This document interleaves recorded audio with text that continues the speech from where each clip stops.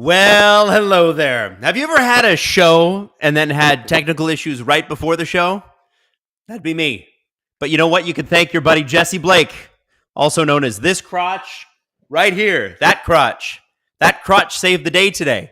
I'll explain in a minute. But hi, welcome to the stream. I'm so excited to see you all. Yay. So literally I came in today and the computer didn't work. And I was like, that's a bit of a problem. So who did I call? Jesse Blake. And Jesse is in the press box. So he FaceTimed me from the press box. And anyway, we were able to sort it out. Turns out it was just one little issue. But we went through about a million things before we got there. Thank God to Jesse. So prayers up in the chat for the crab people and Jesse Blake. Shout out to Jesse Blake. Anyway, hi everybody. How's everybody doing? Are we ready for a Nashville game? Listen, the first game I ever streamed was a Nashville game. That's the first one ever. So I want you to understand that this is important to me. It's important to me that the Toronto Maple Leafs win because the Nashville Predators made me look like an absolute idiot last year when I was like, you know what? Maybe they just are bad. And why do we need to worry about this U2 concert that they're not going to? And isn't it funny? Isn't it funny that they go on a 20 games without losing in regulation streak right after that? Ha ha. So funny. So funny. That was tough, just like we all predicted. But anyway, hey, listen, they're bad this year, and they're different from last year because last year they seemed like they had good team chemistry. This year they seem bad and depressed. And one of the things that I think is interesting is that a lot of teams roll into Toronto expecting a get-right game. Steve likes to call it a get-right game. Get right with yourself. Get some momentum. Push. And also because the Leafs have been kind of soft in the last few years. You could physically push them around, and there wasn't much that they could do about it unless Kyle Clifford was taking, one of his 8 minutes on the ice. So now I think the Leafs have got to really come in and make sure that it's like, when somebody's down, kick them. Stay down. Not going to have this. Not going to have you beating me in my building. And by the way, the Leafs have so many games in the next little bit here. This Friday kicks off 2 weeks. I think it's like 10 games in 14 days. It's just ridiculous. Let me go through it. I have to actually read this out to you because this is insane. Leafs schedule, okay? So Friday we got the Capitals. Saturday we got the Penguins, okay? And then it's Devils Tuesday, Ducks Thursday, Wings Saturday, Sabres Sunday, and then it's a Wednesday and a Friday and a Saturday again. So it's 3 back-to-backs in 3 weeks.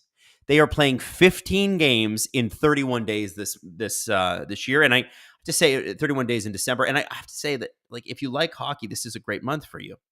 If you like Leaf hockey, this is a great month for you, assuming they play well. It could be a disaster month for you if they don't. But I think that they will. So I hope you all are doing great. Josiah Harrison dropping the first super chat of the night. Got to meet y'all in Nashville at the draft meetup. If there was a game that could turn around the Preds season, it's against this team. LOL, just kidding. My Preds stink this season. Well, Josiah, thanks so much for watching, buddy. Also, big shout out to Canadian Girl 83 for dropping 10 subs just to kick off the party. Just to kick off the party. Matthew Henry writes, this has Nashville 5-1 written all over it. Now, let me tell you this. Hayden sent me, our producer Hayden, Stats God, sent me an interesting stat from Sportsnet Stats. Mitch Marner has 469 assists through 600 career games. Only 2 active players had more assists through their first 600 games. Crosby with 581. Sorry, McDavid with 581. Crosby with 534. And Mitch Marner with 469 because it's nice. That's pretty amazing.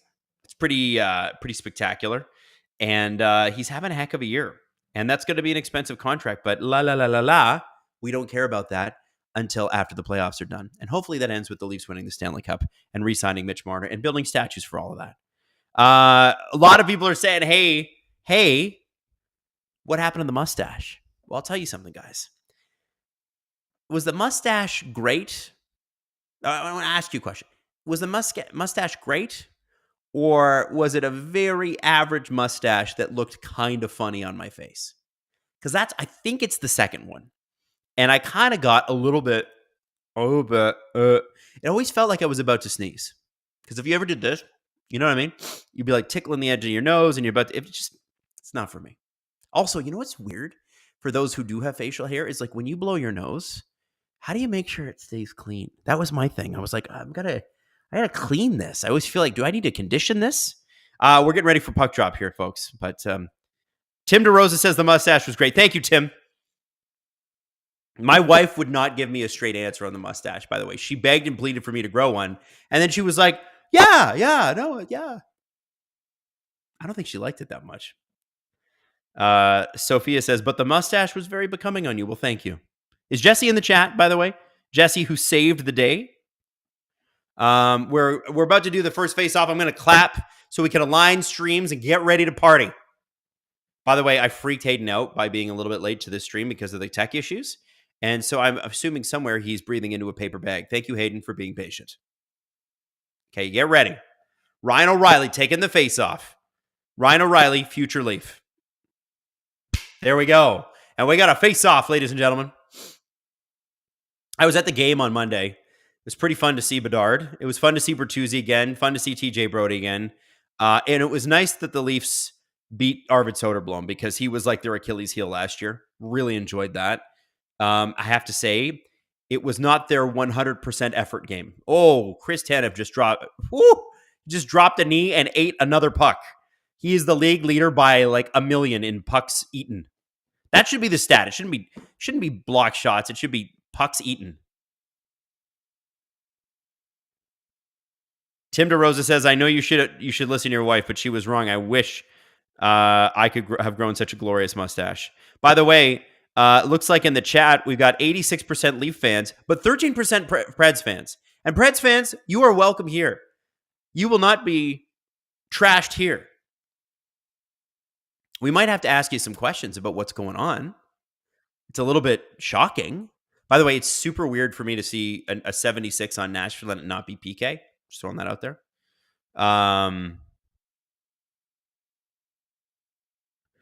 Cassie, no mustache. Everybody boo Adam. Cassie, you can't do that. You can't turn your fans on me, Cassie. That's bad. Now here comes Fraser Minten. He's been playing great. 4 points in 5 games. So here's my question to you. My early question. Is he the guy that is the 3C for them? Is he the guy they need? Come playoff time, when the play gets even better, is this guy going to be the guy that can handle third line duties and all the responsibilities that go with that? Because it could sure save the Leafs a ton of draft and prospect capital if they don't have to make a trade at the deadline and they could just slot him in. That said, though, they're going to probably go out and get something. So, like, I think that they could use probably a little winger depth, a little winger scoring depth, you know? So do you save it for a centerman or do you go get a winger for that? Because the winger's going to cost you a lot less. Good little save by Joseph Wall. Hey, Hayden, quick question for you. How many wins in a row is Joseph Wall going for? He's going to check. I believe it's 5. Might be 6. Wow, is the Cassie clan turning on Adam? No. Cassie, you can't do that. You cannot turn your clan on me.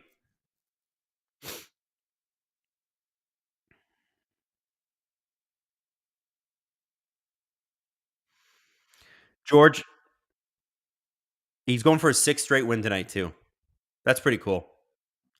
I think the Leafs need to have some fire in their bellies tonight. This is not going to be an easy out for them. Remember, this is a good team that just happens to be performing poorly. They might be poorly constructed. They might need a second line center, maybe a first line center if you really look at their lineup.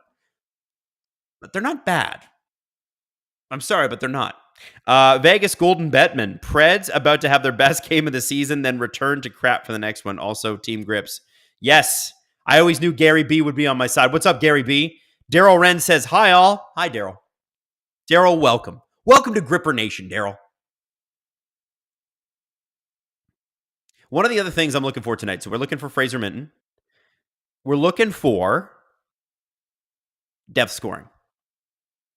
We're looking for goals from a Grabenkin, from a Minten, from a Lorentz, maybe from a Ryan Reeves, maybe from a Connor Dewar. Is it too much to ask? Tony West says, give Minton regular minutes the rest of the season, and he would definitely be near the top of the list come playoffs. Also, we have to remember Calle Yarncroke is going to come back. People are mentioning that in the chat. Does Yarncroke slot in? Where does he slot in? So many forward options. So true. Oh, here we go. Holmberg to Marner to get in the net. How did that not go in the net? Oh, you're kidding me. You're kidding me. That's about as close as you can get without scoring. And credit to Mitch, he actually tried to shoot that one. That was real close. Real close. Technically speaking, that does not count as a shot on net, and Toronto still has 0 shots on net, even though they almost scored. Justin is texting me. What do you need, Justin? So yeah. Oh yeah, I got that one. Thank you, Justin. Silent Rob 1192. How far behind are you, Adam? Well, I'm watching on Rogers Ignite, so it shouldn't be too far behind, but it's their web app. So 16 minutes exactly left in the first on my stream. Now at 15:55 for those of you trying to align, and I'm going to do some claps so we can align streams when we get to those face-off dots. And there's Minton down deep with Lorentz and Grebenkin. They were actually really, really good against. Oh, it's Robertson with them tonight. Really, really good against the Chicago Blackhawks. Lots of energy, fun to watch. Definitely, if there was a line that brought it, they brought it. Oh, look at Minton throwing a hit at the blue line there too. Robertson, who never stops, doesn't take a shift off, is one of Berube's favorites because of that fact. Cassie says, also, hi, chat. Good booing, everyone. Cassie, you're a menace. You're a menace, Cassie. You can't do that to me. I know so many people are upset about the mustache. I do not believe it. 15:06 left in the first period, by the way.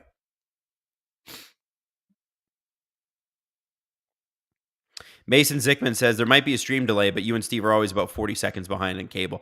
Yeah, that's probably true. Probably is a stream delay. But the great thing about cable and the great thing about the internet is you can pause your stream 40 seconds and align with us, and we're good to go. Not much. Oh my God, they got close there. Wow. Not much we can do about the delays on these things. It's just the way it is. Just the way it is.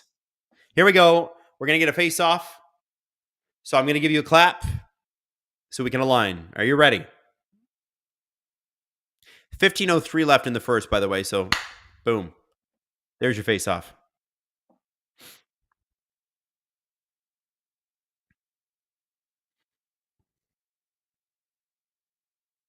Oh, nice. Ooh, nice little steal. Man, Matthew Nyes is just a problem for other teams. He's a problem. It's an issue.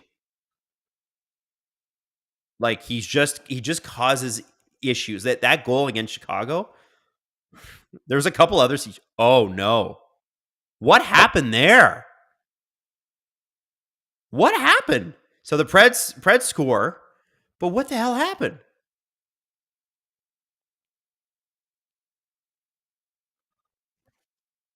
So Marshy gets a goal, and I don't understand. Oh, okay. So it went off the glass in like a weird way and gets behind wall. I mean, you didn't see where it went. Okay. And I'll be honest with you, if I'm gonna assign blame, and we don't always need to assign blame. That's Marchessault's 500th career point, by the way. Good for him. Morgan Riley could have maybe tried to tie him up. Probably need to tie him up. Tie up your guy. Nobody knew where the puck was though, so it happens. You're the Leafs. Be a good team. Do good stuff. Go tie the game up. Pretty simple. Now, let's have a look at Hayden's stats here because we've got some interesting ones. Nashville ranks dead last in goals this season with 58. Make that 59 in 26 games. This is their 26th. Nashville also has the third worst goal differential at -21. -21 is ugly.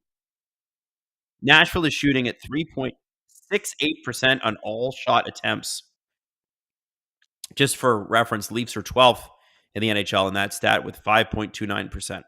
The Leafs could probably be better at that stat. You would think with all the shooters they have. But, you know, when you get on a breakaway and you pass it, I'm giving Marner the gears, but he's played really well this year. I want to say that. Oh, we got a penalty, and it looks like Gurbankin, and it looks like Cooking, or is it Tavares? Jake Soko says Four Nations is Dieppe. The Olympics will be Juno. Jake, I think you're probably right, and it's going to be exciting. I don't know about that penalty. Okay, well, I guess they got to call it. And what else we got here? Cassie, also, I will not allow the slander that I was purposely picked 6,700 as the number. Okay, so Cassie also donated a significant amount of money to my Movember page, which we very much appreciate, Cassie. She did push me over the $7,000 mark. I think all in all, you guys donated. I think there was 150 or 160 different donators that put $7,000 into Movember, which is amazing. You talk about a great cause, right? It starts as testicular cancer, but they also talk about men's issues like mental health and that sort of thing. And men have right now. It's strange for a developed world country, but we have a suicide problem. And a lot of that comes from how we're conditioned. And so it was pretty cool to be a part of that. And it was pretty cool that you guys got behind it in the way that you did. And I just want to take a moment and say thank you. Really, really appreciate that. It was very cool and kind of unexpected. I was hoping for 2,500, maybe $3,000. We got 7,000. And next year when we do it again, I feel like we can do even more.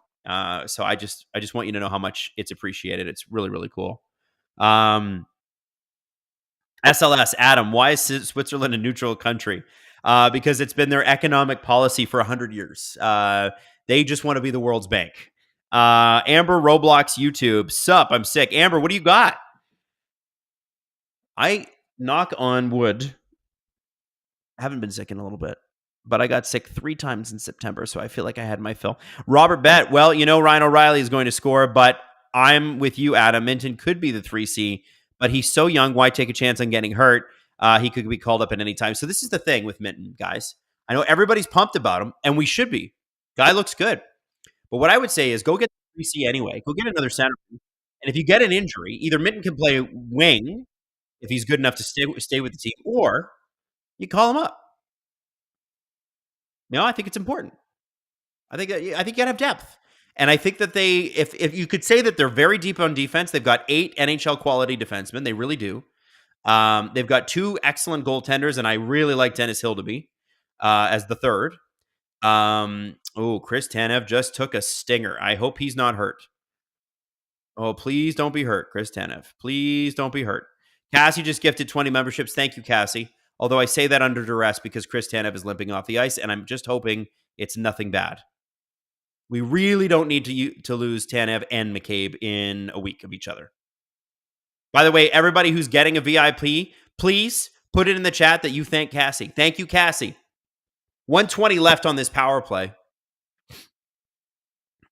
Cassie is awesome. Well done, Cassie. Thank you so much. We love you. And guys, we just recorded the new VIP episode today, so it'll be out Friday morning. Good night, guys. No penguin slander tonight. Thank you, Cassie. Have a great sleep. I love the community that we're creating here.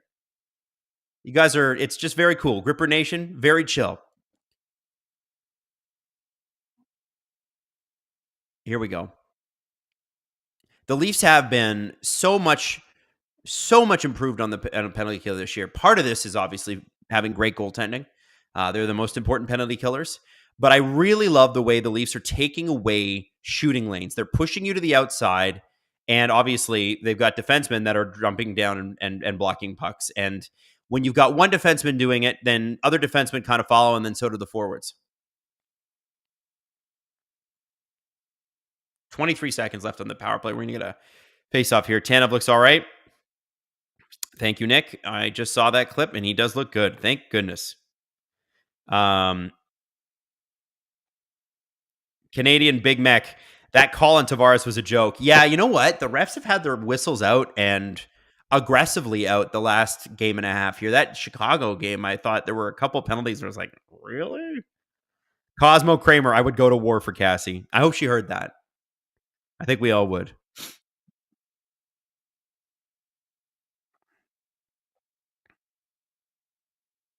Hey, Adam, what should the Leafs do with Topi Niemela? Give him time and then call him up, or see if he can be traded for a center or forward depth, or I guess a big D man if Tanev is out. Well, Yusuf, I think that Tanev's going to be in. Oh, here we go. Mitch Marner with a steal. Oh, I think he almost got away there. Um, I think that Topi Niemela is an interesting case of a undersized defenseman by Leaf standards that was drafted by the previous administration. The question is, what is he at the AHL level, and is there any interest in him? Just because he might be quote unquote one of the Leafs' top prospects doesn't mean anybody likes him, and that's not to say that he's not a very good hockey player. But you need to find a dance partner if you're going to make a trade. And how many teams are like, you know what, I need a 5'10", under 200-pound defenseman who can move the puck and isn't fully developed yet.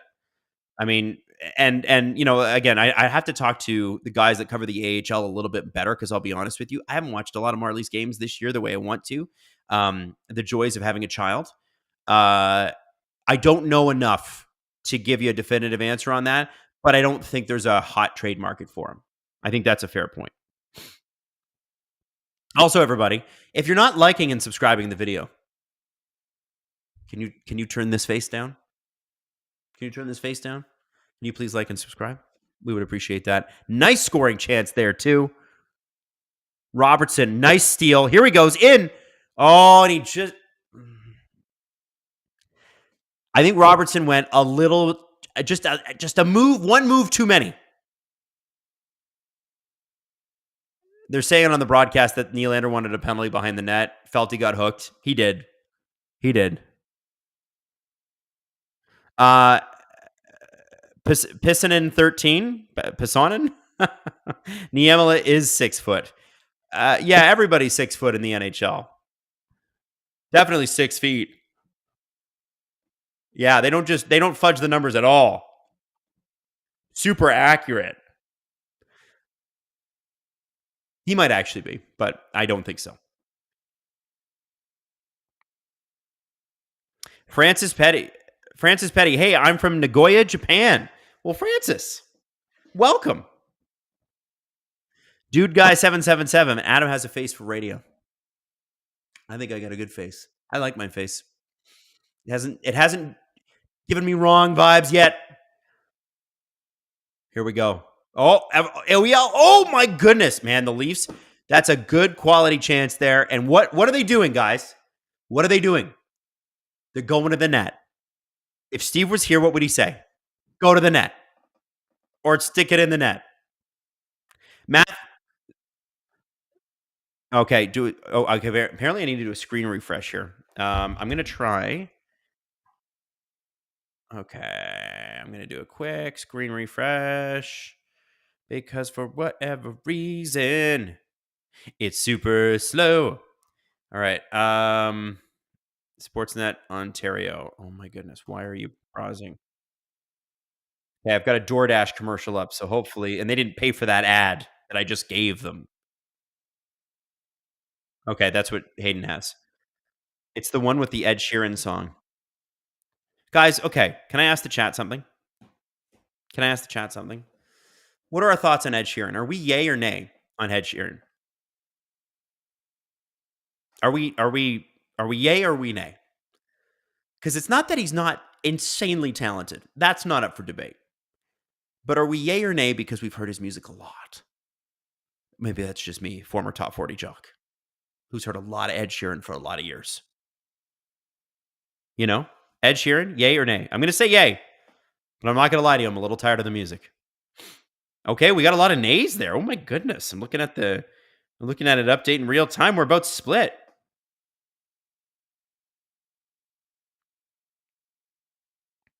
That's Bad TV says, honestly, I haven't heard any of his songs. How is that possible? You've gone... I mean, Ed's been putting out music. What's the A-Team? That A-Team came out in what, 2010, 2011? How have you missed all of his songs? You've never heard one? You never heard Sing? You never heard the one on the Rogers commercial right there? Come on now. Mrs. Webb says utter indifference. Almost got a shout out from Adam before being cut off by Ed Sheeran. Well, hi, Matthew Henry. There's your shout out, buddy. Dude Guy 777. All that remains. Oh, is the metal version of Taylor Swift. I would love a metal version of Taylor Swift. Too many sodiums says if it's not metal, I don't want it. I get that. I get that.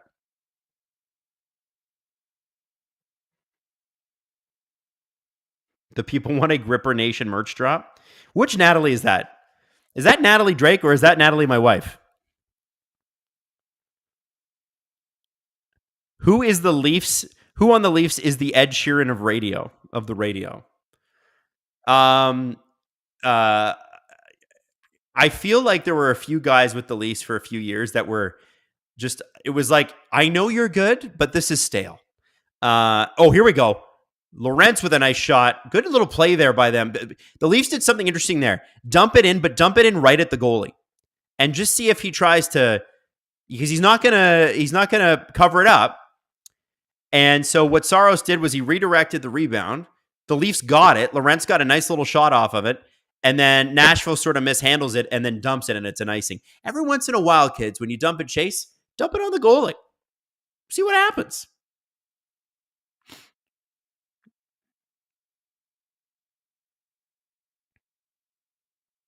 It's wife Natalie. Hello, wife Natalie.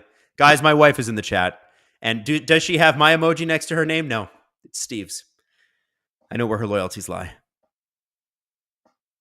Adam, can we get a time check? Yes, you can. Request at any time. I'm at 8:28 right now, 8:27, 8:26, 8:25, 8:24, 8:23. I'll do more claps at face-offs. I always forget to do it. I'm working on it.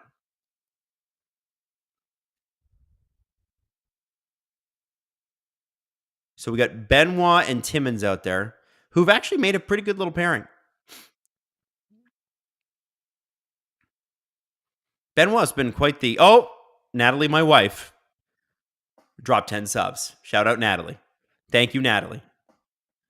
I think the Leafs, even though they've outshot the Preds this particular game, they could be doing more than this.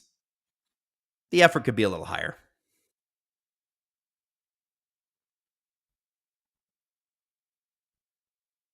You know what I mean? 7:37 left in the first period for anybody checking.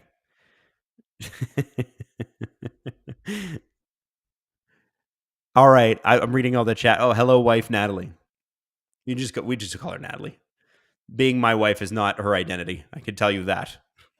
Can you imagine? Be like, wow, that's a sad existence, Natalie. You should have picked better.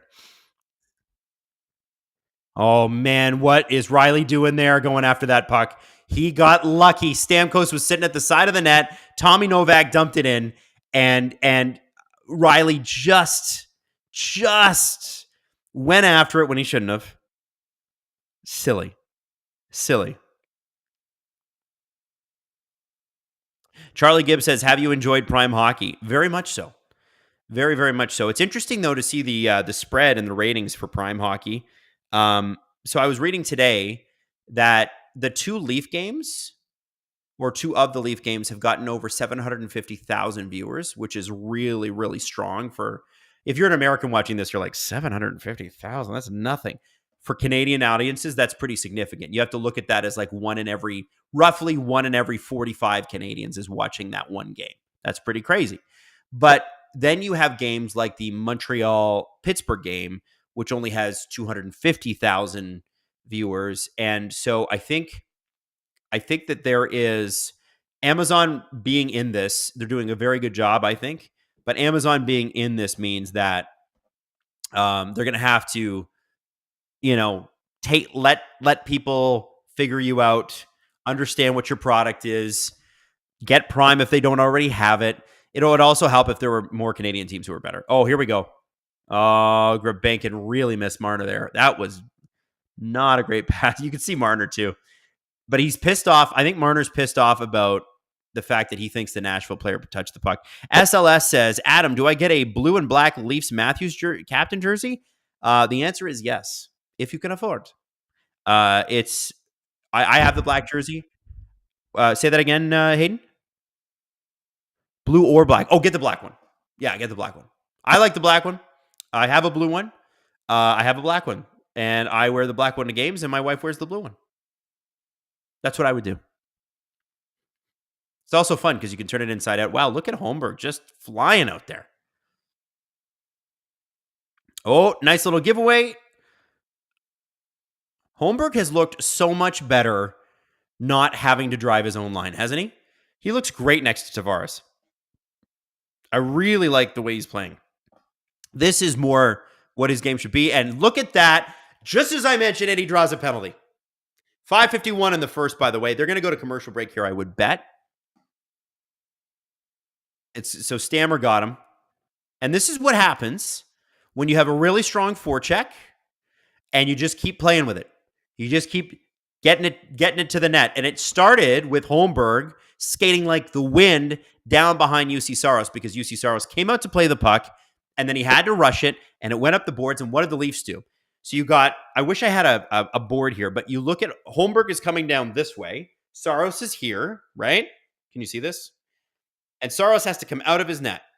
So Holmberg is coming behind him. Saros picks this direction, ring it around the boards, except that Tavares and Marner are there waiting for the puck on the other side. And it created all that corner action, all that board action. That is just a simple, easy way to screw up a team like Nashville that doesn't have a ton of confidence right now and get yourself, in this case, you'd hope for a goal ideally, but you got a power play which could lead to a goal.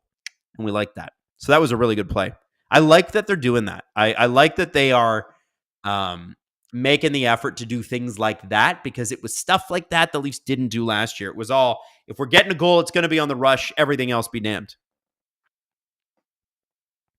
Lots of people are big pro Bieber jerseys too, which I have to say, same. They're the black jerseys are sick. They're really sick.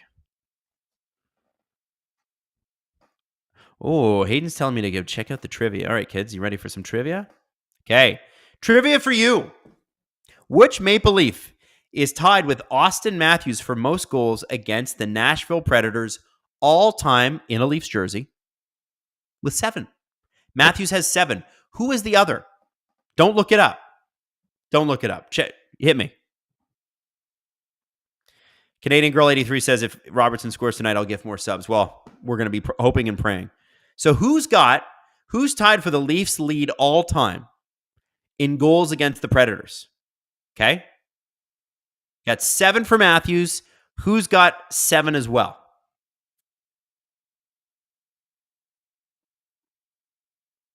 I'm waiting for some answers here. And we got a face-off. I'll clap. 5:51. 2-minute power play. Let's see the Leafs tie this bad boy up. We got Sundin in the chat. Nope, not Matt Sundin and not Leo Karmarov. Not Tyler Bozak. Not Phil Kessel. Not William Nylander either. Not Nazem Kadri. These are all good guesses.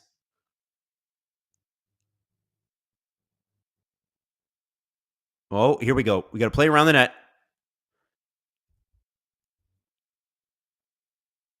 Okay, nothing yet. So we still don't have it. Your mom. No, my mom does not have 7 goals against the Predators. 7 is a shockingly low number for all time against the franchise. Well, hogwash. First off, the Leafs and Preds don't play each other all that much during the season. Second, the Leafs were ass for years. Terrible. Mark Bell, Mitch Marner, Dion Phaneuf. No, but we do have a correct answer. J-Max. J_Max with 2 X's with the Jesse Blake emoji next to him. J-Max, you're correct. It's James Van Riemsdyk. Maybe J-Max is James Van Riemsdyk. Okay, the Leafs have just allowed the Predators to have a nice little break here. And, woo, nice save by Wall. Holy smokes. Just automatic. Psh, psh. Crazy. Crazy.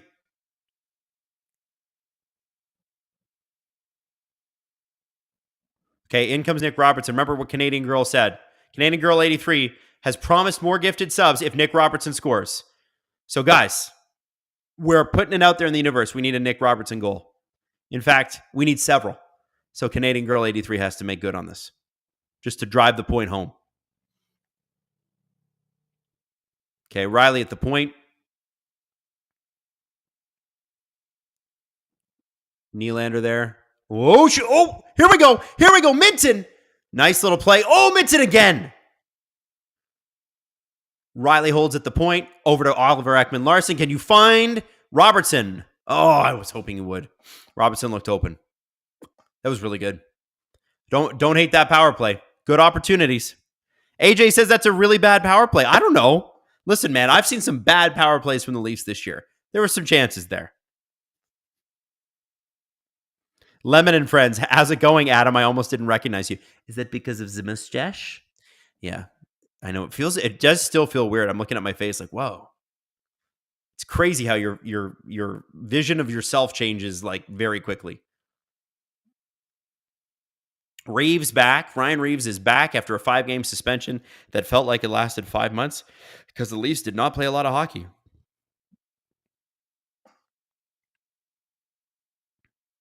J-Max, I wish I had JVR's career earnings. Yeah, isn't he up 60, 70 million bucks? Not bad. Robert Bett, can you remember any NHL team, Leafs or otherwise, at any time that have seen so many injuries at the same time as the Leafs? Don't worry. With as many hits with pucks, Chris Tanev must be made of tungsten. I like that. Is that too many men penalty?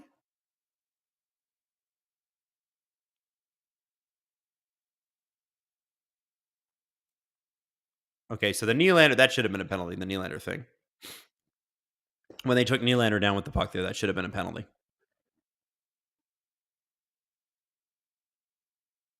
Okay, show me the replay, gentlemen, of what happened.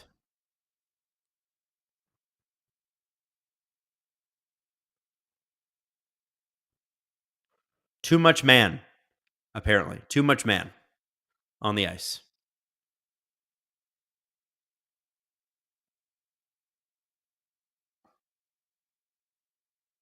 Wow. So it was too many, but they didn't call it. What are we doing? Oh, here we go. Oh, and Nick Robertson gets driven into the net. Good little opportunity. Oh, that was Nylander. Announcers saying no penalty. I'm going to draw it back on. It needs to be exciting. My wife wants to draw the mustache back on my face. Not going to happen. That's so weird. So they blew the play dead. Too many men, but then they didn't call the penalty. That's too many men.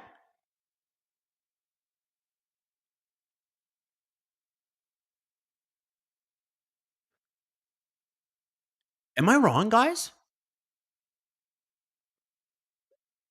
The broadcast says they didn't call it because the puck was played by the guy going off the ice, not the guy coming on. Okay. Andrew Doucette, how are you, Adam? Did not see you on Monday. Yes, I'm not doing just Monday games anymore. I'm moving it around because I found some of the Monday games, if we tied ourselves to them, a few of them kind of were boring. They were kind of boring games. And it's not because the broadcast is boring. It's because sometimes boring games. So I'm picking matchups that are a little bit more exciting. And this one I like because I already have the Adam versus Nashville Predators from last year. Oh.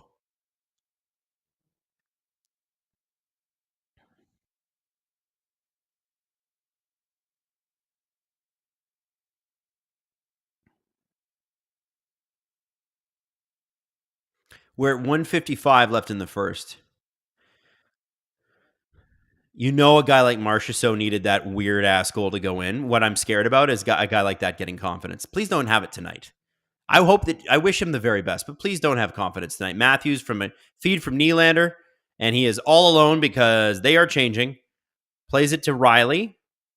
Riley tried to get it to Holmberg, turns it over to Tommy Novak, who's going to take it up. Luke Evangelista with the shot. And Joe Wall with the save. Tanar Sears says, Reeves is back, eh? Yes, he is, finally, after 5 games. Listen, I know there's a lot of people that are not big Ryan Reeves fans, but you know who does like him? Everybody who plays for the Toronto Maple Leafs. So I think he brings some value. Maybe it doesn't show up on the stat sheet in the way you'd like, but I think that there are some vibes there. And if it puts the best players in their happy place, I am ready. I'm good with that. Say that one more time, Hayden. Hayden is hoping for a Shen versus Reeves fight. I don't know. I'm not seeing a lot of hatred in this game. It's just a lot of playing hockey, good hard hockey. Not hatred though. Mike Rodriguez, hey Adam, could we start seeing highlight videos and shorts from the live streams? I can't always catch them, but I like to keep up. Well, Mike, we do have. That's an interesting idea, like a shorter version of it, so you don't have to watch the full, 3 hours. That's an interesting idea. That's a very interesting idea. I would have never thought about that. I don't know if we've got the manpower to pull that off yet. But that is an interesting idea, especially come playoff time when things kind of get ratcheted up. I would watch 10 minutes of Steve Dangle reaction highlights. I would. I absolutely would. 1 minute left in the first. Here comes Tavares driving the line with the shot off a knee. Man, Tavares has been good this year. Holy. Tanev with the shot from the point. Goes off of, I think, Holmberg. Tavares behind the net to Holmberg. Marner support. O'Reilly gets it out. Over to Tanev. Back to Benoit. Tanev is going to change. I think Tavares is too. 30 seconds left in the period. Holmberg behind the net. The Leafs just seem to not quite have the. Here comes Marner. Across. Why did you shoot? Why didn't you shoot, Mitch? Mitch, please shoot. I know it was cool that OEL was going in like that, but please shoot. Please shoot. Please shoot. Mike, so a 10 to 15 minute recap. Mike, that's a really good idea, man. I like that idea. The highlight. You know what? We should try that. Hey, by the way, have you seen the OWOWs yet? The OHL highlights that Steve got? That was a big deal for us. It may not matter to you too much, but it's a big deal for us to get OHL highlights because it's the first time in the channel's history we've been allowed to put hockey on the channel. And for the OHL to work with us on that, I think it was pretty cool. And I think it's just the next step in the evolution of what SDPN is going to be. And so I think it's really cool that you guys are all in. Oh, Nylander, come on. Oh, I'm dying. I'm dying for the Leafs to shoot the puck. I definitely think, guys, that we're going to need. It's going to be very, very cool to see where this all goes. So I'm glad you guys are along for the ride. Steeson Schiller, Adam's highlights would be nothing but grippers. That's true. Just be feet, all feet.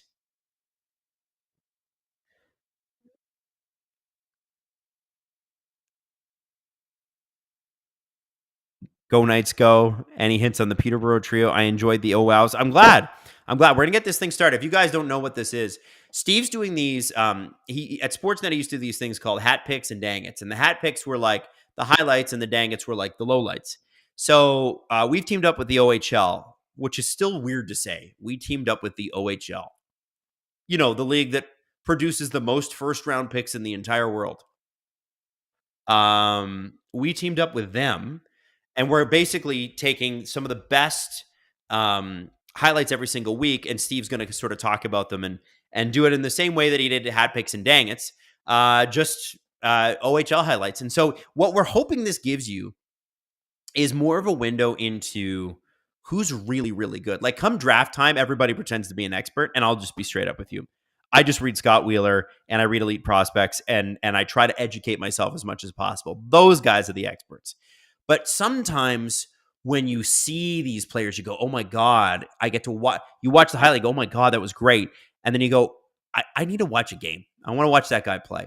And the great thing about OHL games is they're usually not competing with NHL games. They're usually like Saturday afternoons, Sunday afternoons, sometimes Thursdays and Friday nights. But I look at it like, you know, in the States, like NCAA, football and basketball is like huge. The Frozen Four in hockey, huge. Memorial Cup up here, huge. Why wouldn't you be interested in more hockey?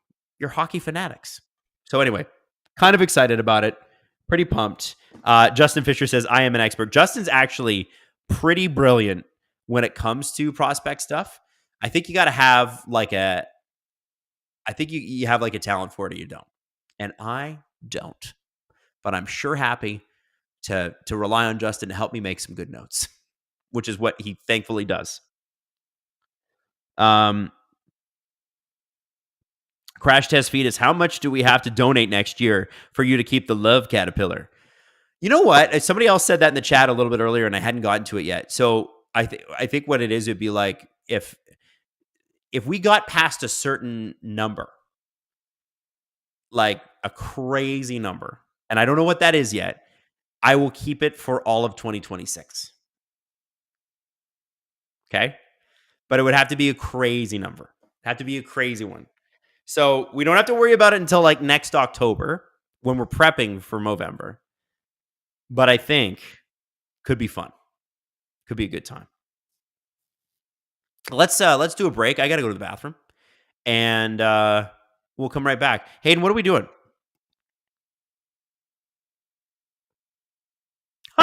Should we running Why Does Nashville Suck segment when Nashville is up 1-0 on the Leafs? Sure, why not? How many minutes is it, Hayden? 11 minutes. Okay, let's go to that. Hit me with that. I'll see you at the beginning of the second period. Are the Preds going to show up? I think so. Yeah. And I'll tell you why. Let me read a quote. Oh. Barry Trotz. On when he feels he'll know where his team is set at this season. Here's the ideal timeline. This is from 102.5 The Game. Time to play the game. Time to play the game. You ready? Time to play the game. I think we have until Christmas to find out if we'll be able to pull ourselves to within punching distance. If not, we'll see more of our younger guys. Now, this is a guy that already dropped, is it time to rebuild?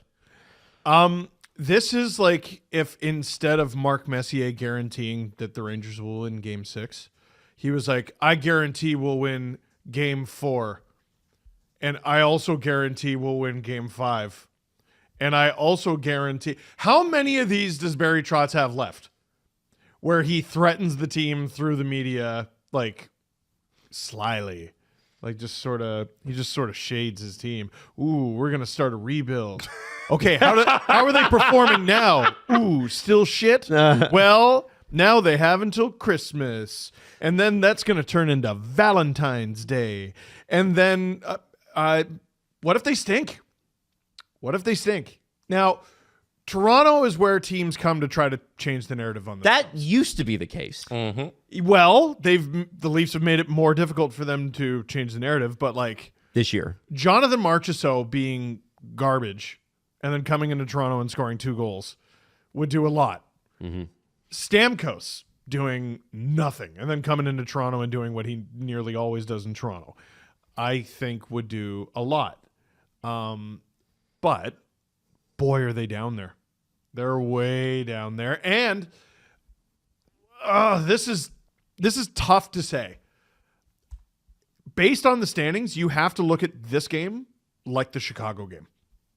This is 4 points. Yeah. If they stink. Like, if the what? Chicago Blackhawks win tonight against the Boston Bruins, the Toronto Maple Leafs beat the Nashville Predators, the Blackhawks will pass the Predators in the standings. Whoa. Dude, they've been awful. And the Predators will be last in the Central, and the Blackhawks will be ahead of them. The context of that is key, because we know they've been playing bad, but when you're like, oh, the Blackhawks might be better. They've been bad too. Like, they've been December horrible. 4th, the Blackhawks Yes. will be ahead of the Predators in the standings. What's the Blackhawks record?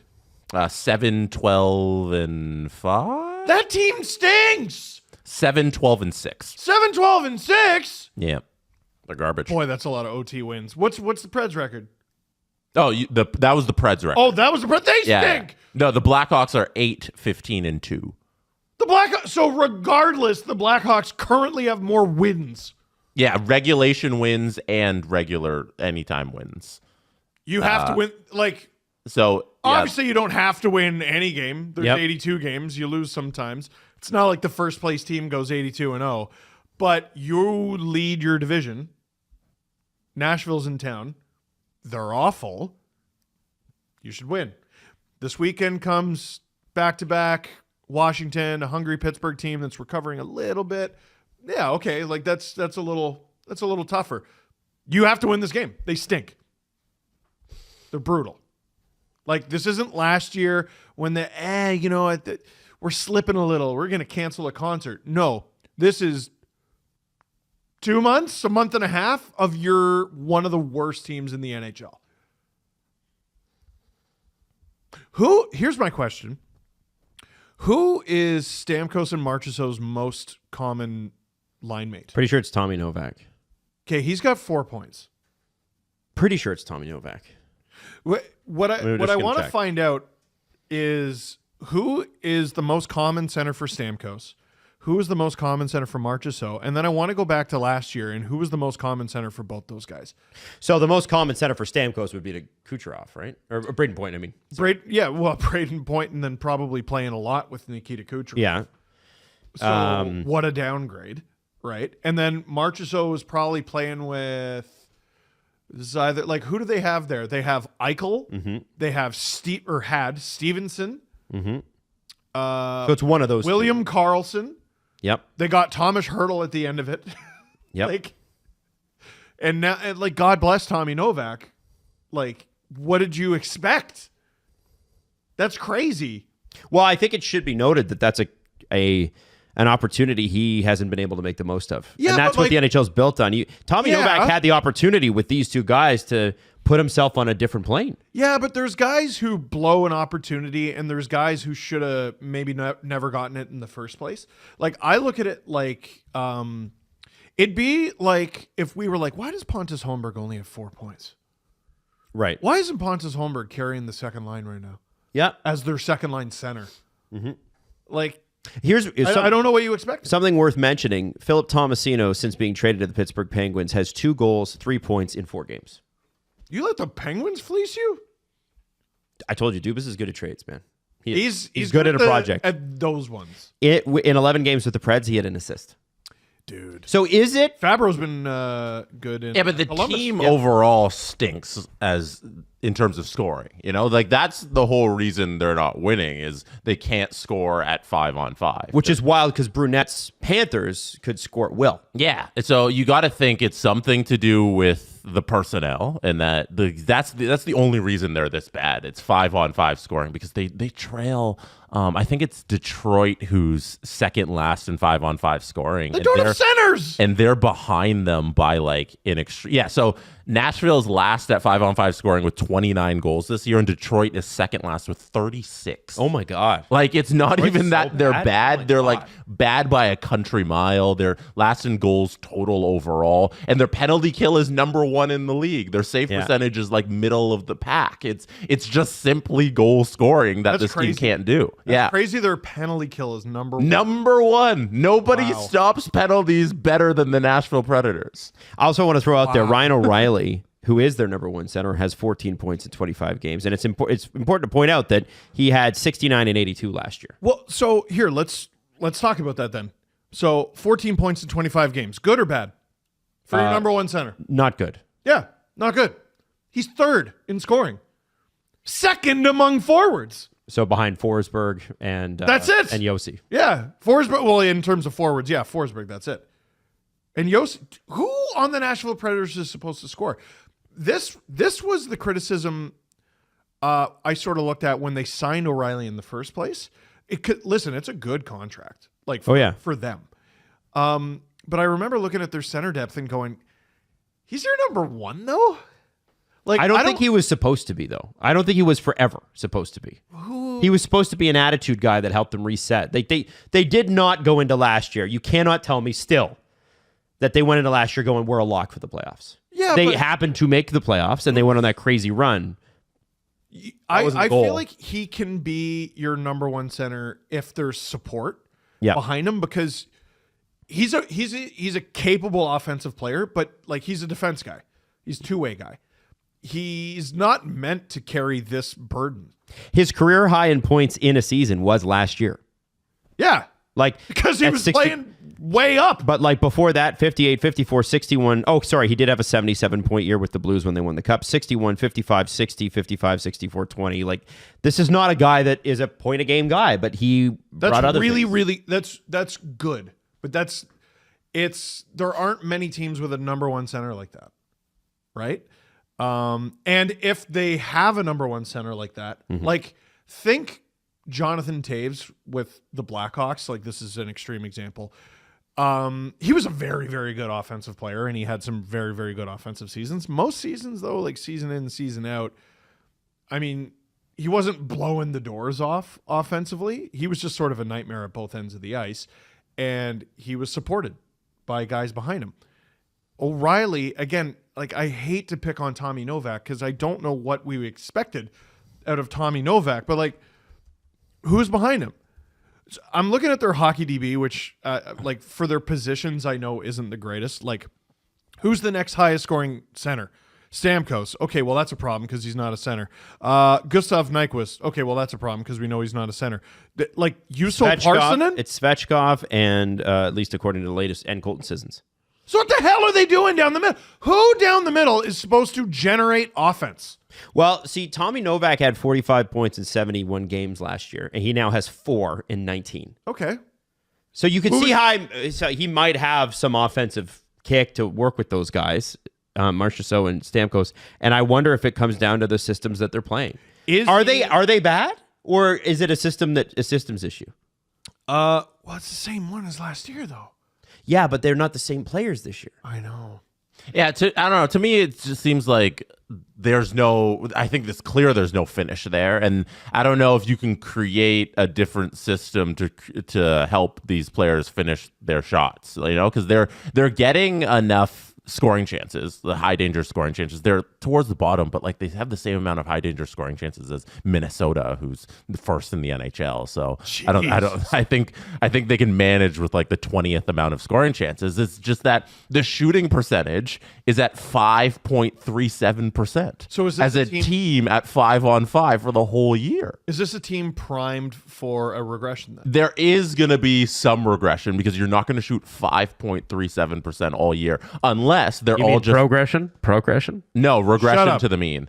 Adam hates that. Progression. Shut up. Because they're moving forward. It's up. You guys are using that word incorrectly. I think they'll definitely climb back up to where a real NHL team should be, but it's not going to be that significant because there's something wrong with the personnel and how they finish their chances. Yeah, they're not good enough to do that. To clean up my Tommy Novak slander, Adam, you brought up the 45 points he had in 71 games last year. He had 43 points the year before in 51 games.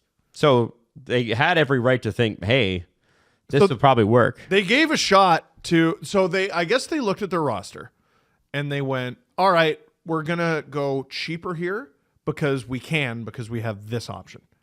And it's failed. It's failed brutally. We're back. I just want to throw this at you. I don't know if you guys caught the Sportsnet highlight pack there. I didn't catch much of it because I was making a coffee. By the way, this is a mug Jesse got me years ago. We were working at Virgin Radio. How do you know that your man loves you? It's my man. I couldn't help but notice that the Boston Bruins are tied 1-1 with the last in the NHL Chicago Blackhawks. It sure would be fun, wouldn't it? It sure would be fun. I think there are a few teams pretty excited about this potential downfall, even though Boston is still in third place in the division. I think Vancouver fans are down. I think Leafs fans are down. Who else would be down with the Boston stinking? Wouldn't it be great?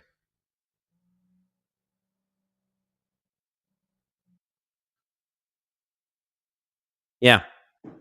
I think there's a few, but Vancouver and Toronto got to be at the top of that list.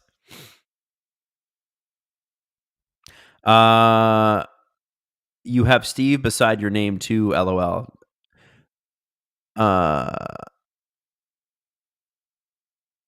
don't know what's going on here. Is Jesse in the chat? By the way, I'm seeing people yell Jesse. Is he in the chat? Oh, Rangers fans will be down with Bruins being down. Yeah, I can see that. Austin says Boston. Austin says Boston has had it too good for too long. I agree. They keep kind of rising from the dead, but there's only so many times you can do that.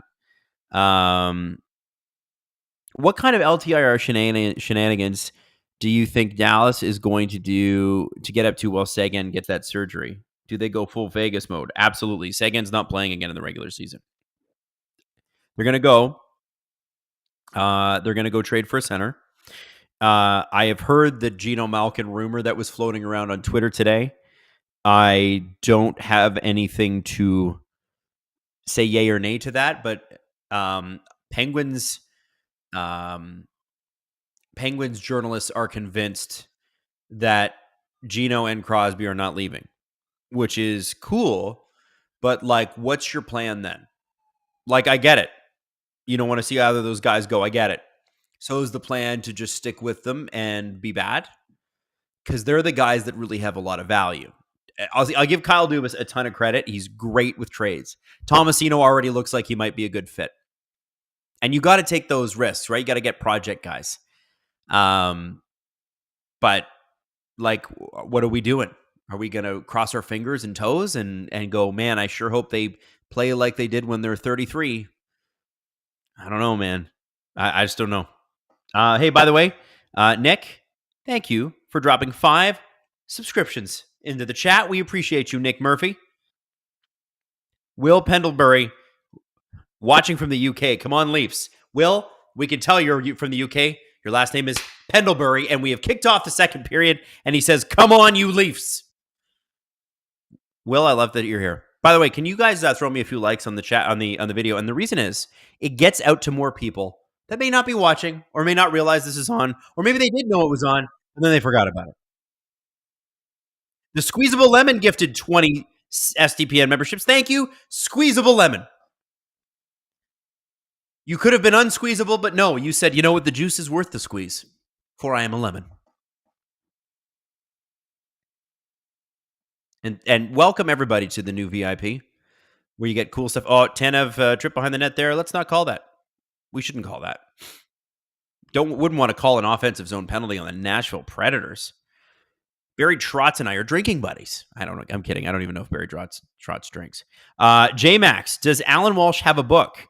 The AP where he talks about being a prosecutor in LA was really neat. Also, is there no Alan emoji? We should make an Alan emoji. I'll talk to Jesse about that.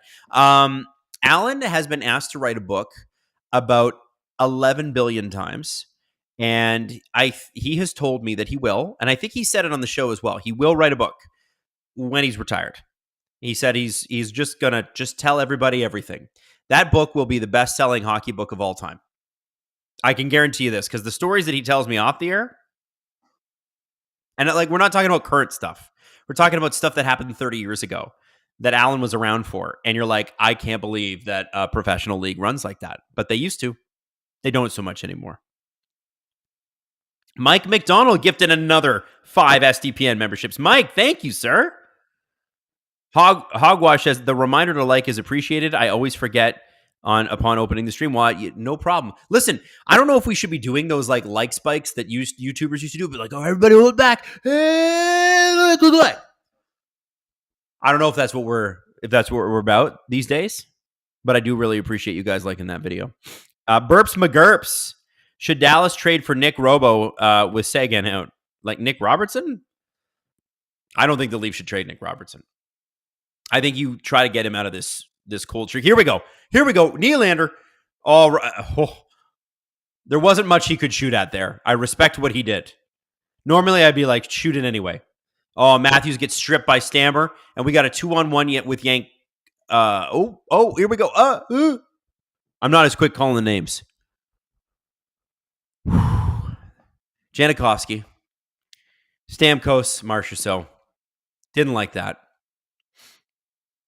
Matthews had a really great start to that. Here's the deal. The Leafs have got to get some bodies in front of UC Saros. I haven't seen enough of that. Need a few more scoring chances.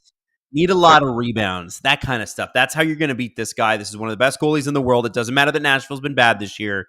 This is still one of the best goalies in the world. And they're bad not because of the goaltending, but because they can't score. Leafs need to break this game open. It's time to start going like full Nikita Gurbenkin. I kill you, you kill me. You guys saw that quote, right? It's the best quote. It's the best. I love that guy. I love that guy. By the way, he keeps talking to fans outside, and I keep seeing him come up on my TikTok. And I think it's like the Fan First Network and some of the other ones that just do streeters like that. I love that stuff. That is how you endear yourself to a city. Like just walking away from the games, like, yeah, sure, I'll talk to you. Just seems like a legit dude, like a real guy, a real cool guy. And you need those guys on your team, and there are those people, and everybody knows them. The perpetually happy guys. No matter how bad things are going, these guys are like, no, vibes. Here's what I bring, vibes. Silas says, Adam, my bowels are destroyed.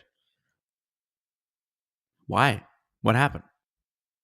Canadian Girl 83 just dropped 5 SDPN memberships. Thank you, Canadian Girl. She also said that she was going to drop memberships if Robertson scored. Maybe she's concerned that Robertson won't because we've talked about it so much. Do you think that's maybe what it is?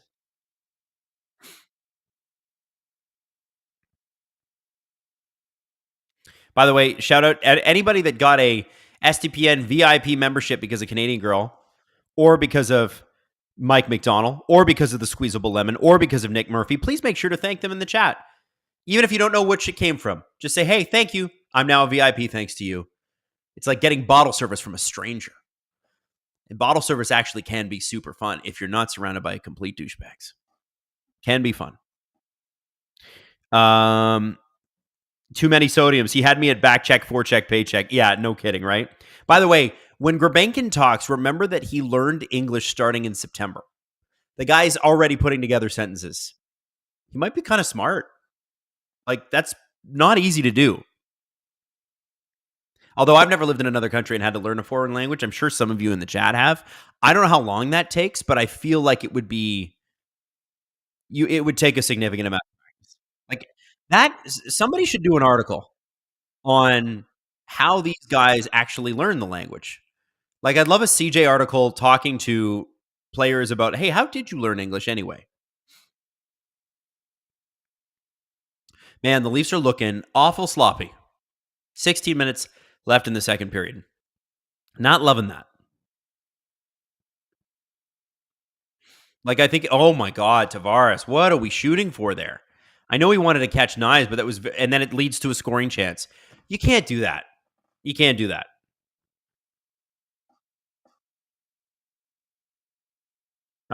Canadian Girl 83. All the cool people were doing it. Stop jinxing it, Adam. I might have to go shovel.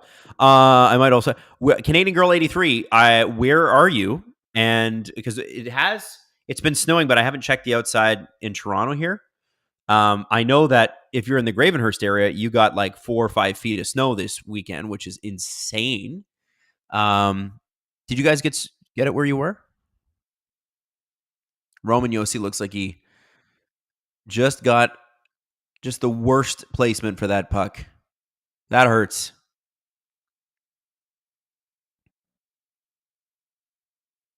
Hey, Adam, I was in a speed course in Belgium. You had to test to enter this one as it was high level. I don't know what a speed test is. Is that bad? Took me 6 months to learn Flemish, Dutch at a basic level. That's crazy. So we're getting some people with the weather reports. Oh, Canadian Girl 83. I'm in Snow Ste. Marie. Yeah, well, if you're in Sault Ste. Marie, you get snow every day. It's kind of like living in Barrie. It's kind of like living in Peterborough. It's kind of like living in Buffalo. You just during the winter, I think Minnesota's the same way too. It's snow every day. More American than you. Should we hit the big red panic button? Poor play? No. I think we should hit the big red Berube button and get him to tell him to smarten up. Say you smarten up. What your parents used to say to you when you did something stupid. My mom used to be like, you know what? You're going to have to pull up your bootstraps. And I still don't know what that means. There are no straps on my boots. I own boots. No straps. But she was like, you better pull them up. Or that N64, it's going away. And it's going away for a while. All right? You're not going to hockey this weekend if you keep this up. Bootstraps, start yanking.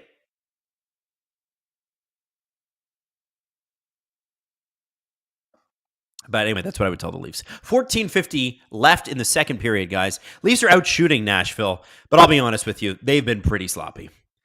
This is not I wouldn't call this a a Leafs game to be proud of just yet. Robert Bet, if Nikolai Gurbankin could speak better English, he would be great to party with. Hey, I think he'd be great to party with regardless. All right, here's everybody giving their mom and dad stories.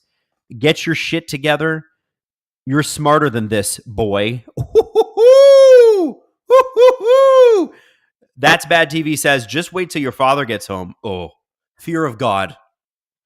Wise up from Matthew. Hogwash says, you got no straps on your boots. Well, that's your first problem. So there's somebody, I'm driving home from university, Laurier to Guelph. So much drifting in the back roads. I love winter driving.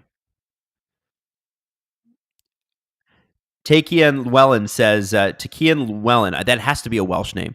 Out shooting? How is Toronto out shooting them? This is a muffin factory. It's so true. So true. It's just been... Joe Woll's bailed them out a couple of times here too. Like, he's really had great positioning. And the saves that he has made, he had a quick glove on one of them. Like, really impressive guy. Wes Richard. 5 STPN memberships gifted to the chat. Shout out Wes. William Spurgeon. Let's go Predators. William, welcome. We're excited to have you here. It's been a tough year for you. I don't want this to be your get right game. I'm not going to lie. I want us to steamroll you. It doesn't appear that the Leafs are committed to making that happen just yet. Reeves, Dewar, and Gurbankin. It seems like a bit of a waste of Gurbankin, honestly, that line. He's got the energy and the excitement and whatever, and there's just not a whole lot for him to get going with those guys. Paragon says, my folks would say, I expected better. Disappointment was always harder to take than anger. So true. I'm not mad. I'm disappointed. I'm going to cry. 12:56 left in the second period. Here comes Myers around the net. I think he's played pretty well for a guy that's just starting to play 25 games into the year. Tavares, outshot. This is the first solid offensive zone pressure the Leafs have had this entire period.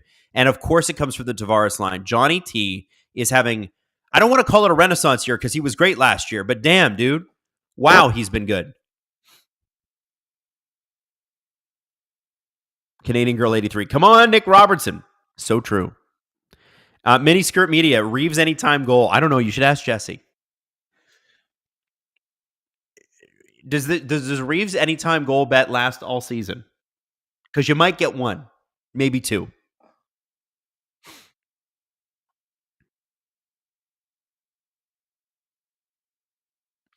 Austin says, in all fairness, the Leafs are only losing because Nashville used their super secret psychic powers to will the puck into the net. That's true. That was such a wonky goal.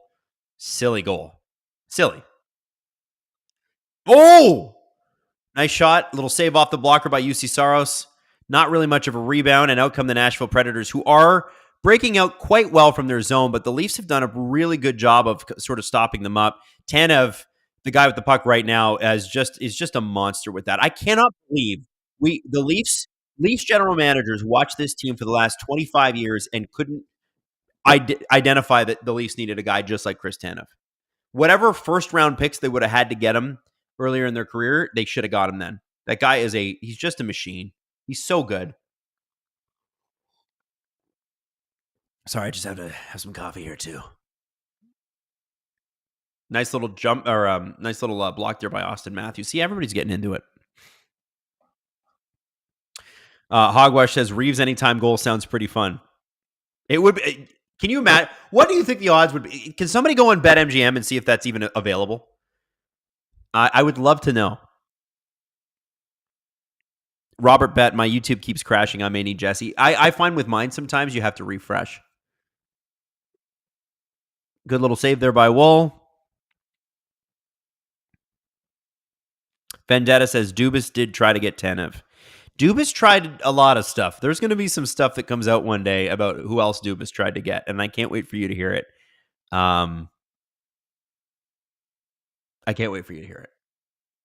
It's not public knowledge yet. There's some stuff. You know, I had to give Kyle Dubas credit while he was here. Bit of a madman. And he did a lot of good stuff. Was Jake Muzzin the pre-injury swing at a Tanev type in your mind, or a different kind of player? I think Jake Muzzin certainly was. I think where the Leafs erred there, first off, the pandemic hit like right after Muzzin showed up. But where the Leafs were in error there is they didn't keep going. So like getting Jake Muzzin would be like getting Jake McCabe, which the Leafs inevitably got to replace Jake Muzzin. You can't just have Jake McCabe, though.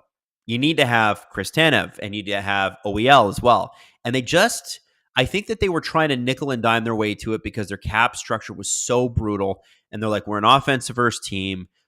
And maybe now they got a little bit more cap space in order to get an OEL, in order to get a Chris Tanev, that sort of thing. All true. But yeah, I mean, I think, Justin Hall had some great numbers with Jake Muzzin. He was great on the penalty kill. But, having a guy like that in the top four, it didn't work long term. And that's not to take away from Justin. I think you need a more talent up front. That's what I think in the top four. Adam, what's your initial reaction to Team Canada? Who was the player that you didn't want on the team? Well, you know what? I actually I don't mind the roster that much. I wanted Chris Tanev there. I can understand why they went with Parayko. I can understand why they went with Sanheim. Like, none of these guys are bad players. I think the Team Canada roster is kind of scary just on goaltending. That would be where I'd be worried. But I really like it. And I'm kind of excited for the all Nova Scotia line. As Jesse pointed out to me today, it's not all Cole Harbour. It's Hammonds Plains and 2 Cole Harbour boys. But I want to say that I really, really am excited for the all Nova Scotia, Brad Marchand, Nathan McKinnon, Sidney Crosby line. That's insane. What a crazy line. Oh, it looks like we might have a breakaway here, Willie. Ooh, oh. Wasn't able to get it. Still looked good. Man, Willie can explode, eh? I like the first line. I'm so excited to see Mitch Marner with Connor McDavid. A preview of Leaf years to come when Connor McDavid inevitably comes to Toronto. You heard it here first. Like, honestly, like, it's like, that is like Harlem Globetrotters type of stuff. And who's going to finish for that line? Sam Reinhart. He's shooting like 30% right now. Go look up his numbers. Sam Reinhart, for the last year and a half, like season and a half, has been shooting like 25, 26%. That is, do you know how unbelievably record-breaking crazy that is to sustain that for that long? So that's cool. I think a sleeper team, by the way, like USA is the first, it should be the top seed in the tournament. They are, for my money, the best team. Doesn't mean that they'll play like the best team, but they are on paper the best team. Finland, you gotta love the scrappiness of Finland, but I think Sweden are going to surprise and upset a couple of teams. I think I wouldn't be surprised if Sweden beat one of Canada or the United States, or maybe even both. So, LOL, sorry, my friends. My STP is a Spotify membership. Love the community and all you guys in the chat. Colin, that is okay. Thank you for having a membership. It means a ton to us. And we're going to continue to go out and be aggressive and create great content. That's why we got the OHL rights. Want to do something fun there. We want to do more stuff with that too. It's not just going to be what Steve's doing. We got lots of stuff planned there.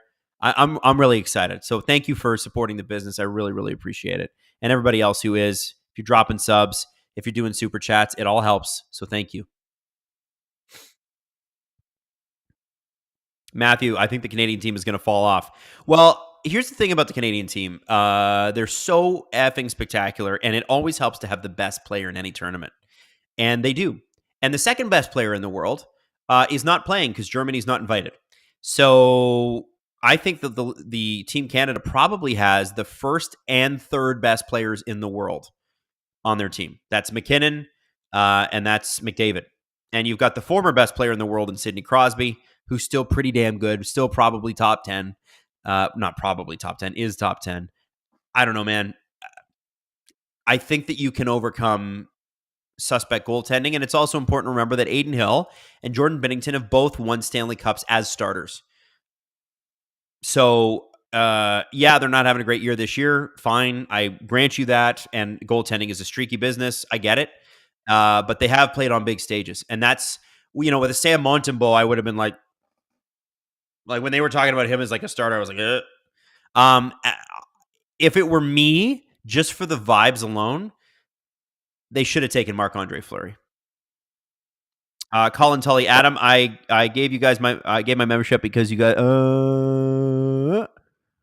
Adam, I love you guys. My membership, most amazing and wonderful community since I started listening to you guys. Have a good night. Thank you. Oh, thank you, Colin. I really appreciate it, buddy. Robert Bett, someone should tell the Leafs that just because you're playing the bottom team, at least try not to get outplayed, looking bad, looking like shinny. It is looking great, not great. I agree with you. They didn't play great against Chicago either. This is, though, something that the Leafs have done in the past, and they got to get away from. This is Craig Berube's big challenge this year. Craig's big challenge is stop giving up points to bad hockey teams. Stop losing to the Senators. Stop losing twice to the Chicago Blackhawks. This shit costs you divisions. The Leafs have won 6 divisions in their entire history. 4 of the division wins came in the 1930s. They didn't win another division until like 99, 2000.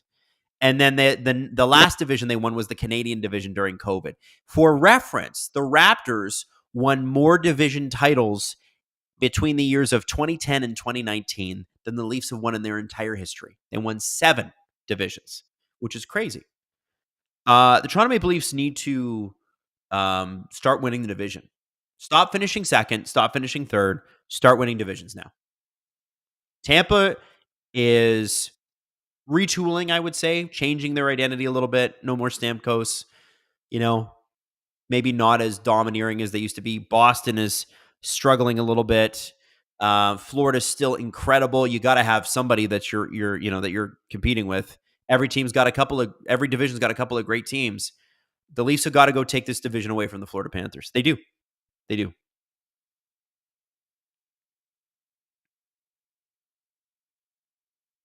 Team USA is stacked. Too many sodiums. Yeah, they are. Team USA is stacked. That's why it'll make it a better. Oh, by the way, apparently it's the odds are plus 1,000 on FanDuel for any time Ryan Reeves goal. Oh man. Well, what do you put it? Just put $1 down, see what happens.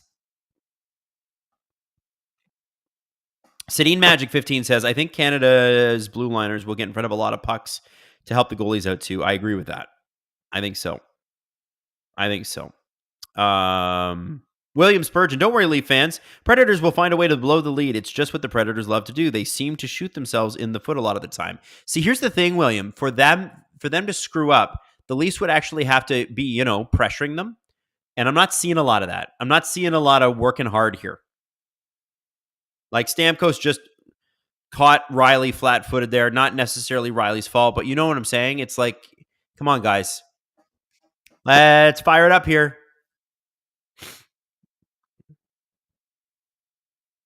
Quinn Hughes is a top 3 player in the NHL, Adam. Is he a top 3 player in the NHL? I don't think so. I think he is a top 10 player. And I just want to tell you that Quinn Hughes, I freaking adore Quinn Hughes. I did all the Vancouver Canucks playoff games last year, as so many of you are Canucks fans. It's interesting. A lot of Gripper Nation are Canucks fans because we started together last year. Quinn Hughes, I don't think he's better than McDavid. I don't think he's better than Draisaitl, and I don't think he's better than McKinnon. I wouldn't even say he's better than Makar. Now, Hayden's in my ear going, well, what about Kaprizov? He's leading the league in goals. He's leading the league in points. Kaprizov's pretty damn good. But it just shows you how hard it is at the top, doesn't it? Lemon and friends, Quinn is a top 3 defenseman for sure. Absolutely. You know, a guy that's sort of quieter than they used to be, I thought was going to fight Cale Makar for the top defenseman title every year. I mean, Quinn Hughes is going to be the guy that does it, but I thought it was going to be Adam Fox. Already won a Norris. Oh, Leafs not looking strong here. Wool just kept that out. Looked like Colton Sissons was going for the rebound there.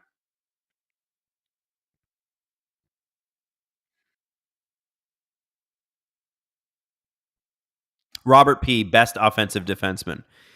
Well, okay, if we're just going by points, I'm pretty sure that's still Cale Makar. Here's what I want to know. Who thinks Cale Makar and who thinks Quinn Hughes? The great thing is, even if you're wrong, you're not that wrong. Like, they're both amazing. Quinn Hughes does things, as does Cale Makar. They're magic. They're like, you watch them and you go, I've never seen that before. I've never seen a defenseman do that. And I think what's so cool about Quinn Hughes is what he's able to do in very small spaces. He's so good in a small space under pressure at the point. That's what I love. Yeah, I know he scores a bunch, whatever. What I love seeing him do is keep a puck in under pressure. Oh, nice save by Joseph Wall there.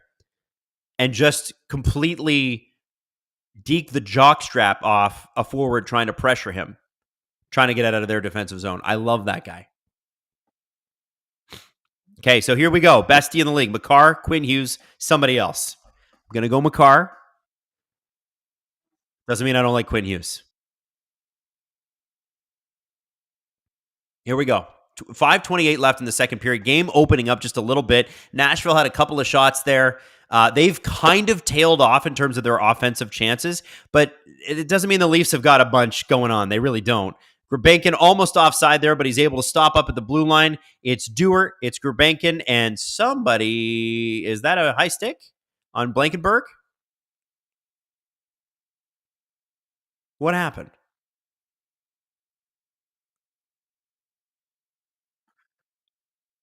I don't know why that was blown dead. Hayden's asking. Was it a puck to the head here? What happened? Oh, okay, so the puck goes up. So Dewar shoots the puck. It takes a ride up Blankenbird's stick and right into his ear. I understand why they blew that dead. That could be a bad concussion. Shooter and Stash, Adam, come on our Bolts podcast. Anytime, man. Message me on Instagram. I'd love to. Especially love to chop it up with some Bolts fans.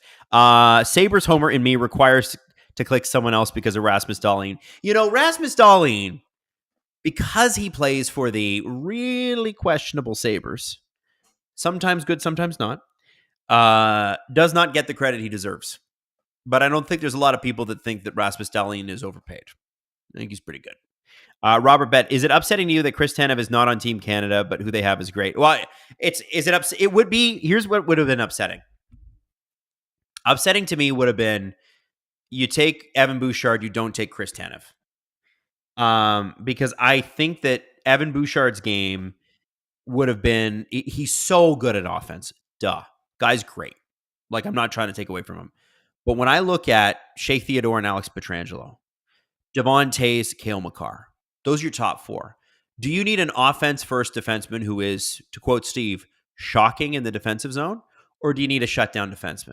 And that's why I think a Chris Tanev would have made a lot of sense. Although, honestly, as a Leafs fan, I'm okay with him not going because he's going to have so many bruises by that point. It might be nice for him to get a bit of a breather.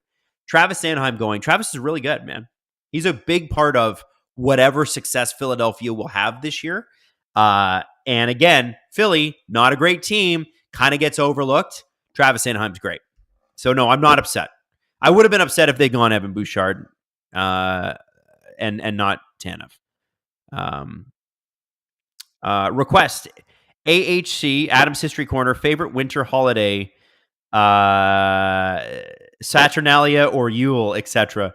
So that would require me to learn some Gaelic holiday, pagan holiday festivities, which I admittedly don't know a lot about. But I will tell you this: most of the holidays that we celebrate that are European Christian based, are based on other holidays that were in the pagan tradition. And the reason they did this, the church did this, was because they knew that they were trying to convert people. Here comes Matthews across the zone.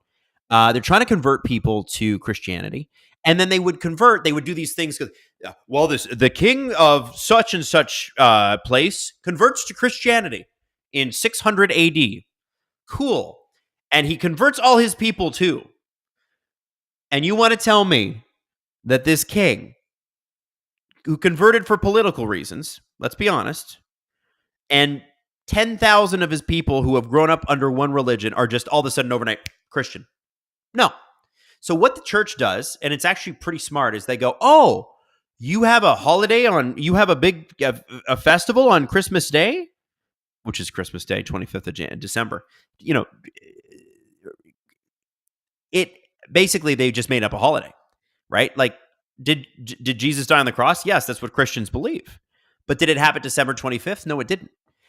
But the reason we celebrate on December 25th is because it was a pagan ritual. There was a big winter solstice celebration. I don't know the specific name. And it happened on December 25th or roughly thereabouts. So the church was like, well, let's just make that Jesus's, it's Jesus' birthday. Let's make that Jesus' birthday. It's the 25th now. Everybody get in line. We're bringing the pagans in. And so we're like, oh, we also celebrate on that day, and you should come celebrate our holiday because it's just like yours. In fact, we eat as much, we drink as much, we dance as much, we party as much. We do go to a little bit of church. Alleluia, alleluia. And boom, there you go. So things like Easter, I believe, things like Christmas for sure. Halloween is a pagan thing. It's just, history's amazing, man. You should read up about it. Anything you want. It's the best.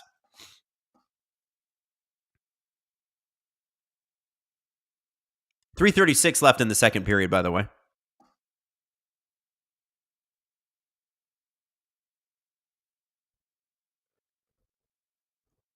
.326 left in the second. I'm gonna be honest with you guys. I'm needing some Leafs pressure here. Oh, here we go. This is what we're looking for. And everybody got a little too close to Matthews. Joel Farabee smoked Jay Fresh for his Sanheim take on X. Joel Farabee is on Twitter? And he went after Jay Fresh? Today? Listen, I'll be honest with you guys. I respect anybody that starts a business and is doing a business. I'm doing one too. It's not easy. Jay Fresh has been extremely successful with the player cards. It helps people's understanding of the game. So I fully respect that. But you have to remember, and Jay Fresh and Dom and all these guys that have models, they'll tell you their model isn't perfect. It's a way of measuring value, but it isn't perfect. And it's constantly being updated. And I'll tell you that the advanced stats that are available to NHL teams that they pay hundreds of thousands of dollars for every year are so much better than you can even possibly imagine. The amount of data available on all these players is insane. And you could, that's just not available for a $10 a month subscription, But I do think for people, oh boy, the ref just got taken down there by Connor Timmins. Woo! I do think for what they do, man, you got to respect the hustle. You got to respect that they have their opinions. They stick to them. They have information that backs them up. They believe in what they're doing. And they're willing to make adjustments when, that doesn't work. That equation didn't work so well. I'm looking at the tweet now here. Joel Farabee just said, watch a game. Because Jay Fresh says one pick for Canada that does kind of confuse me is Sanheim. He's a good player, having a good year, playing a lot of minutes, but I wouldn't consider him an amazing defender. He's not physical. What am I missing? Joel Farabee says, watch a game. Now, one of the things that you should always be careful of when you're looking at advanced stats, especially publicly available advanced stats, is the bad team issue. And oftentimes, especially with defenders, if you're on a bad team, your advanced stats look like crap. They're terrible. Advanced stats are supposed to be able to see through a bad team. Oh, no goal, no goal. 54 seconds left. I'll tell you more in a second. Man, Colton Sissons is having like a pretty good back half of the second period here. I prefer he didn't. Hey, Colton, maybe don't. Simply don't. Reeves is looking like a guy who hasn't played in half a month. Not his strongest game tonight. But again, vibes. I'll tell you about the Travis Sanheim thing in a second. And I'm going to give you a really good example. And you're going to go, Adam, you're a genius. And I'll say, no, I'm not. But I'll believe it secretly. Deep down. 21 seconds to go. Chris Tanev. Connor Timmins. That's not an icing. Tavares pushing, winning the battle over Blankenburg. Here we go. Just get a shot, guys. Get a shot. One shot. Come on. Come on. 2 seconds. 1 second. Shoot. Oh, good end there. Could they do that more in the third period? That'd be nice. Okay, so here's the thing. I want to tell you about just very quickly with Travis Sanheim. Travis Sanheim plays for a really shitty team. Like, they're bad. And they're trying to get better, but they're not great. Their goaltending stinks. And I'm going to use a player that's not Travis Sanheim as an example. When Simon Benoit signed with the Toronto Maple Leafs in the summer of 2023, I believe there was an article, it might even have been from Dom Lucian, saying that statistically, he was the worst defenseman in the NHL in the season 22-23. And that is because he played for this depressing hole of a team called the Anaheim Ducks. And they've been bad, but 22-23 was probably the worst year of Anaheim Ducks hockey. Like, horrible. It's not great now. Apparently, the new coach is not popular, but it was really bad in 22-23. Depressing, lifeless, no strategy, no system. And I'm sure the coach was pulling his hair out going, what the hell do I need to do here to get these guys to play? So the Leafs, they go sign Simon Benoit. Articles written about him. Worst statistical defenseman in the NHL. And is Simon Benoit Alex Pietrangelo? No.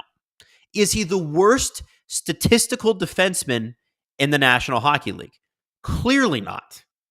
But what was he going to do on a team that was that bad? He was a guy playing way too many minutes, way too high in the lineup against competition he was really not prepared for, and he was young too. Remember, it takes defensemen to like 24, 25 to really mature. And he put up some devastatingly terrible numbers. The Leafs sign him to a contract. He comes in, finds a spot in the lineup next to McCabe, and is in their top four the entire season. And they sign him to the extension. And I look at that, same thing with Travis Sanheim. He's on a garbage Philly team, but that's not his fault. Philly's garbage because they didn't get enough goaltending help this offseason. They didn't get enough scoring help this offseason.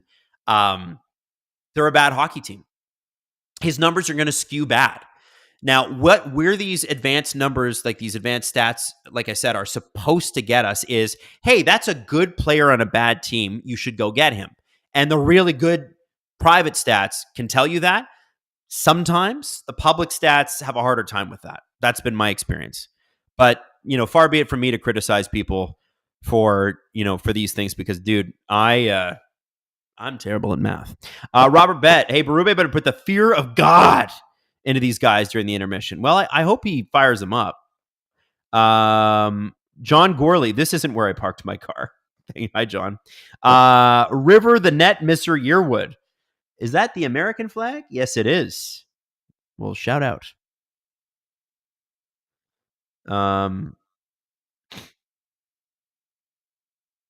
Yeah, Hoy Tran, 22-23 Ducks, tank commander Dallas Eakins. He didn't lose a single second of sleep. Yeah, except that he lost his job, didn't he? I'm pretty sure Dallas Eakins lost his job after that.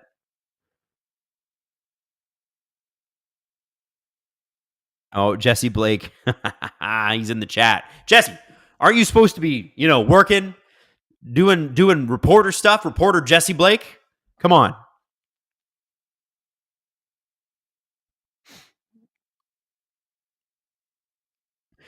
Luke Van Ryk, what is your dream deadline acquisition for the Leafs?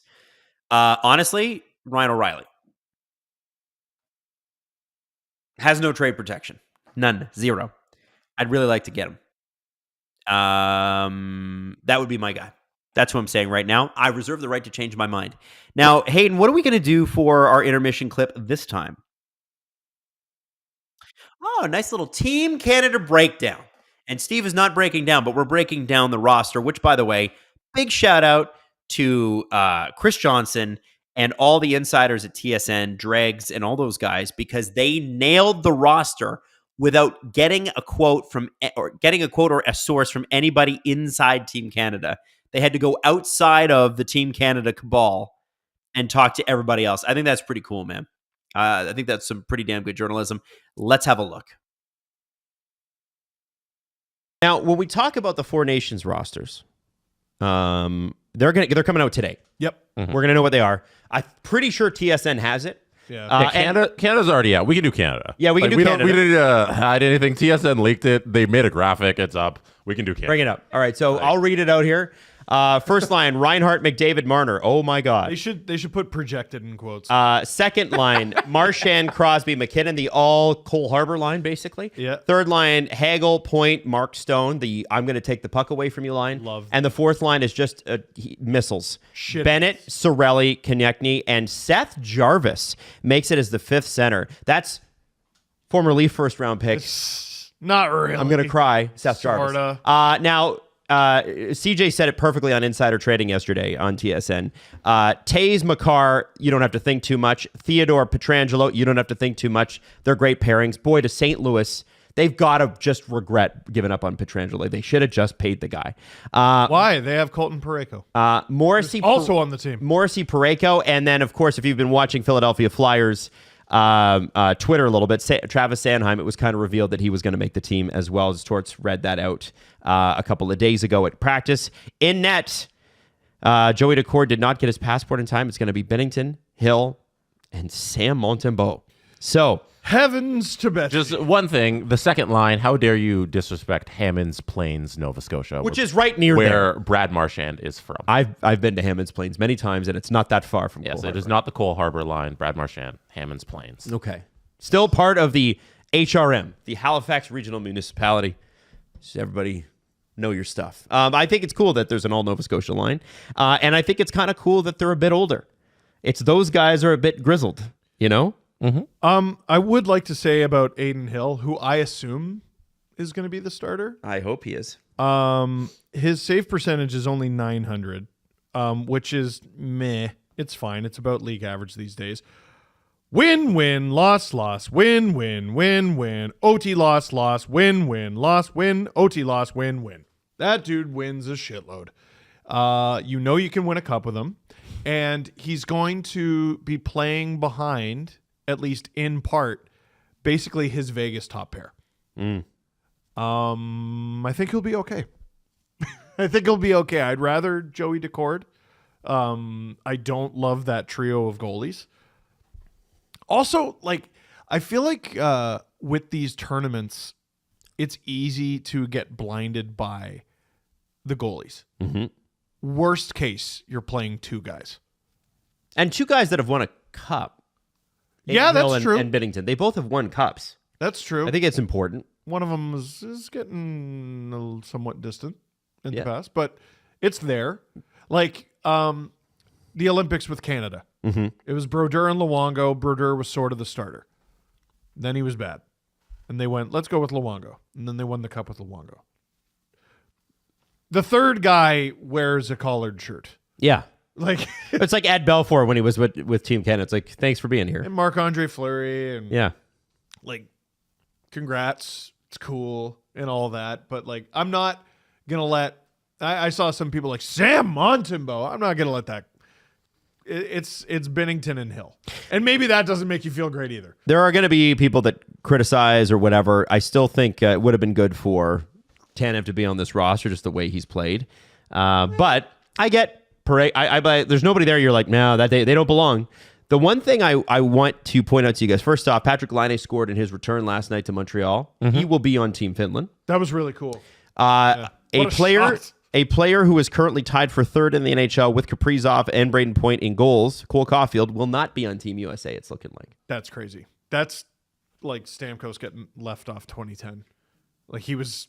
I think he might have been the leading NHL goal scorer, or he was one of the top. I'm not taking off any of the players who are making Team USA for Caulfield. Really? Kachuk, Matthews, Kachuk, Connor, Eichel, Hughes, Boldy, Besser, Kreider, like Tuck. Not that graphic, Manny. No, I'm just reading off some of the projected lines. Like I don't see any of those forwards getting kicked off for Caulfield. Boldy? Maybe that's just projected. Who knows? You know. Yeah. But Wait, who's the GM for Team USA? Is it Bill Guerin? yes. Never mind. Oh yeah, maybe take Boldy off. Nope. And that's no disrespect to Boldy. He's crazy. Yeah. Like, they have a really, really good team. Yeah. Yeah, it looks like Bill Guerin is the guy. So that's why I thought, I'm like, when I saw Colton Parayko, I'm like, that's a Doug Armstrong pick if I've ever seen one. Well, And like that Boldy Come on. spot might be JT Miller, who I didn't mention. Yeah. You know, like one there's, they're so deep. They are deep. That's On scary. paper, USA's got to be 1, Canada 2. there's 3 Tampa forwards on Canada. Who's the coach?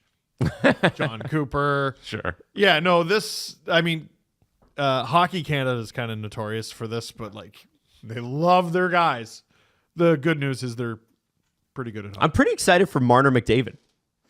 Hell yeah. Like when Shit, yeah. it would be really cool. Like when McDavid comes here in a year and a half. It's good to get a little preview, right, of what it's going to be like when he's playing with 100%. Marner the whole Yeah, that's gonna be electric. Yeah. Is so- Mitch Marner gonna be alone on a breakaway with a defenseman behind him, and then pass the puck to the defenseman? That was really funny. Is he gonna do that at the Four Nations tournament? Okay. And I then be can't- like, yeah, sorry guys. I can't even hate on Mitch. He's tried that since junior, and it's always worked.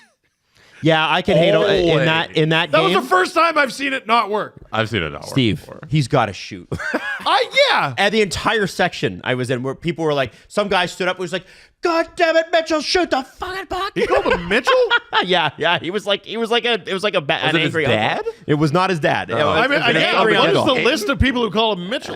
Skating Mitch? Well, because I think everybody knows he's got such great hands. Like, you are one-on-one with the goalie. What are the chances your pass is better than whatever deke you have? He's an unbelievable shifty guy. I don't know what you're doing there, I love Mitch. that happened Why? because he's a crazy player who he might mess around and get like a Hart nomination, and he wasn't shooting. Then he started shooting. Austin comes back, and I can't help but notice that he passed it on a breakaway. I don't think it was to Austin. I don't remember who. It No, it wasn't. And that's just a reminder. Mitch, you're crazy. You're one of the best players in the league. It's a contract year. Shoot the fucking puck. Yeah. That's all. That's all. Yeah. I have no criticisms with his game this season. Yep. Great player. I picked him in fantasy for a reason. I knew he was going to go off. Here he is, top 10 in points. There you go.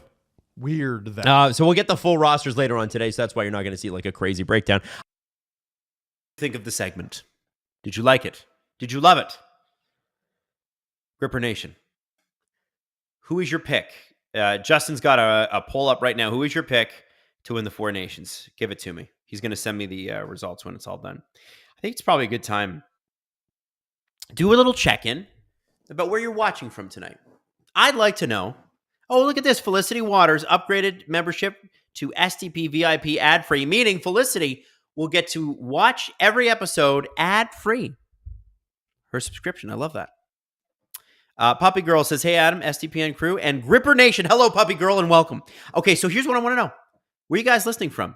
Give me the city, because we got people from all over the world. I know we've got some people from the UK. I believe we have some people from Finland today. We got a New Zealand as well. Rachel from New Zealand. Get out of here. New Zealand. What do we think? Where are we from? I'm just waiting for the chat to catch up with me here.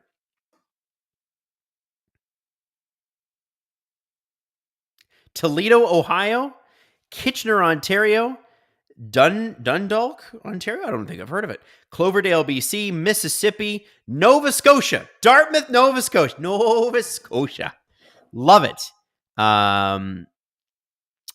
Denver, Colorado.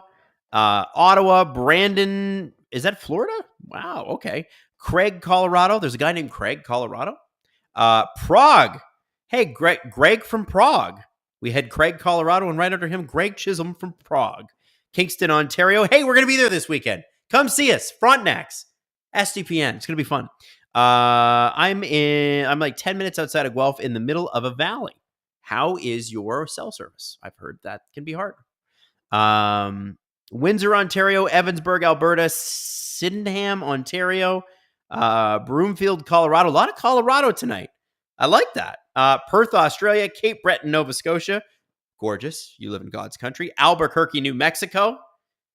Is that real? Are you actually live in Albuquerque, or are you just fooling me because of the Looney Tunes. Brantford, Ontario. Watching the city that has a venue without enough bathrooms. That would be Tim Hortons Field in Hamilton, Ontario. Red Deer, Alberta. Miami-Dade, Florida. A stone's throw from the Canes Arena in Raleigh. Tweed, Ontario. Hey, I know Tweed very well.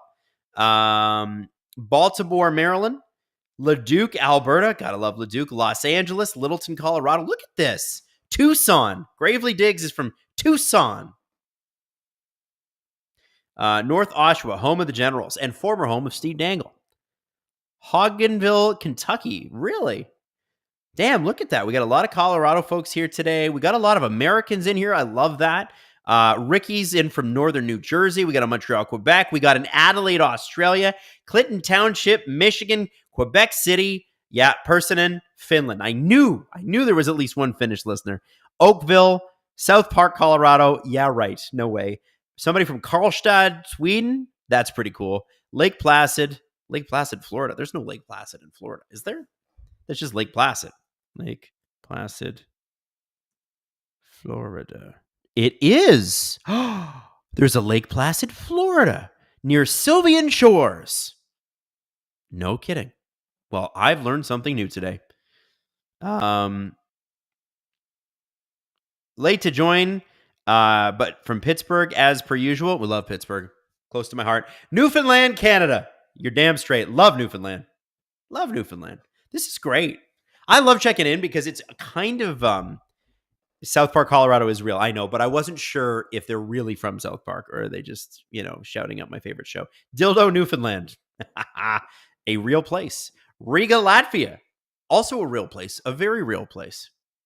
I just want to say I love checking in with this. It's pretty sweet. I think it's so cool that we do this, and there are so many of you from so many interesting, amazing places. Sarah Marlowe, who's here every single stream, said, hello, fellow Kentucky person. Let me ask you this. How much hockey's going on in Kentucky?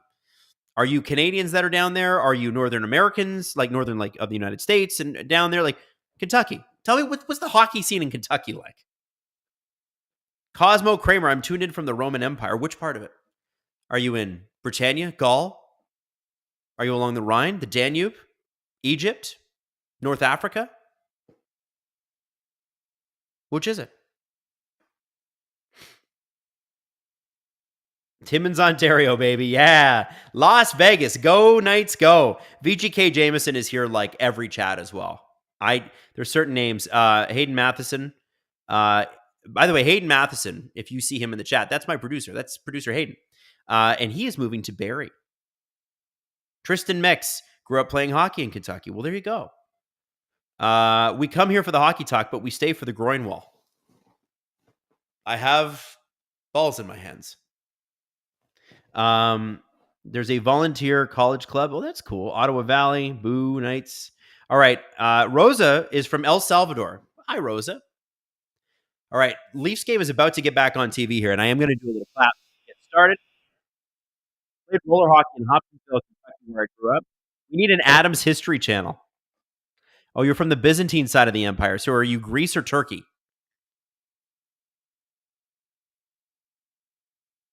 Which part of the Balkans? I need to know. Okay, now everybody drop their favorite thing about ancient Mesopotamia. Go. Woo! The city of Ur. Sick. All right, ready? Here we go. Boom. We got to face off. All right. Now let's hope Craig Berube said to the Leafs, guys, hello, Nashville Predators.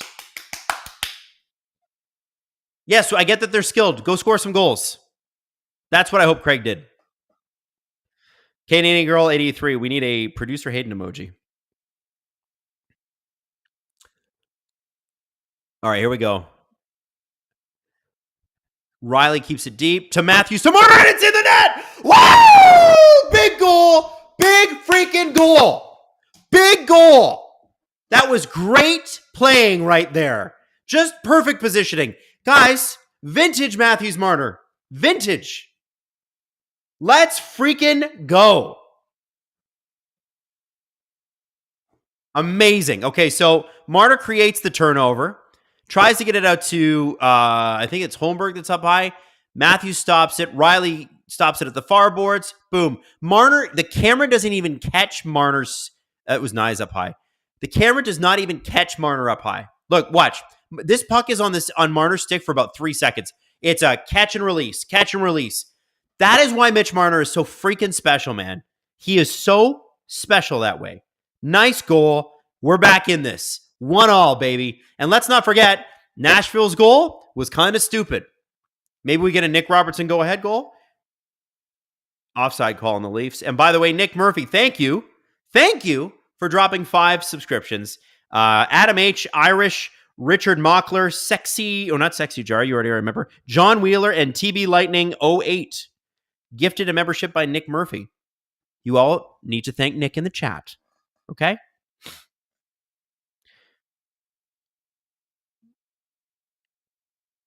So Hayden just told me that was Matthews and Marner's first shift since Matthews got back. Matthews did not score, by the way, in the entire month of November. So that's Austin's first goal since... Did he score last game? He scored in Chicago? Yeah, he had the breakaway goal. Yeah. So it's his second goal since coming back. But he did not score the entire month of November, and the Leafs won a bunch of games. That's pretty sweet.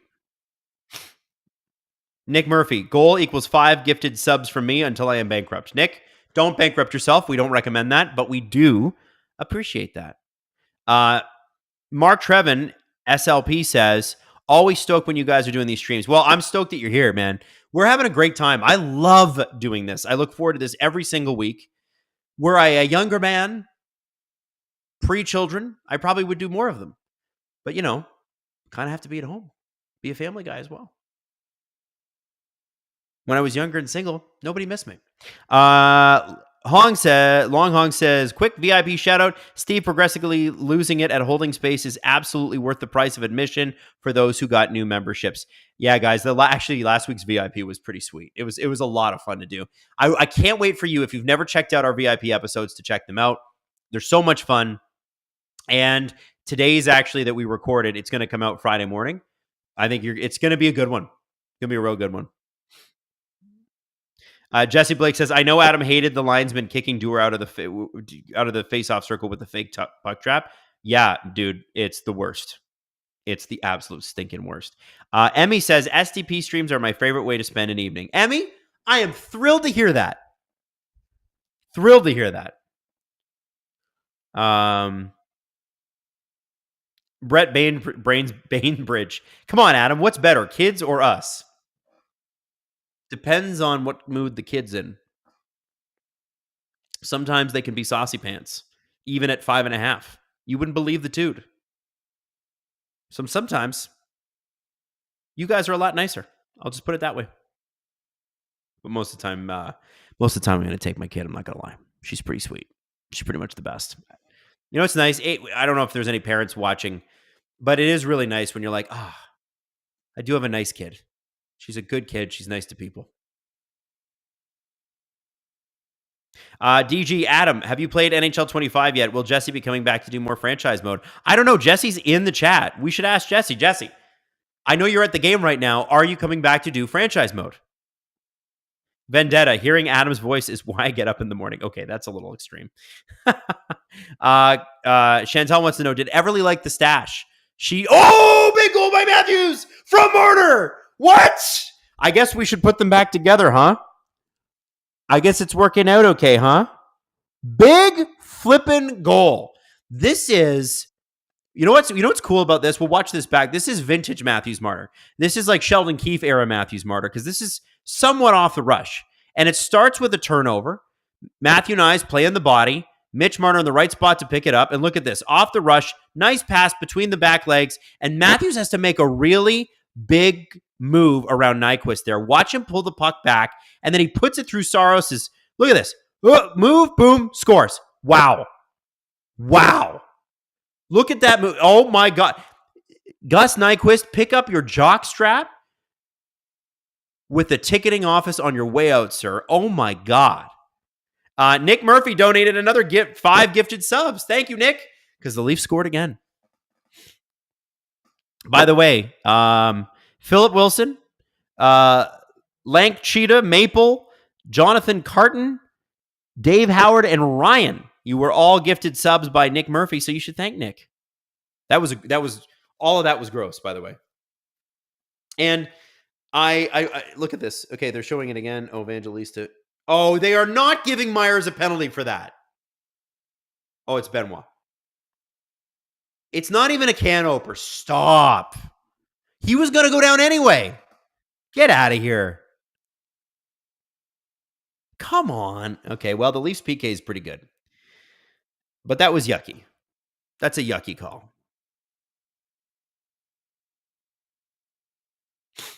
17-18 left in the third.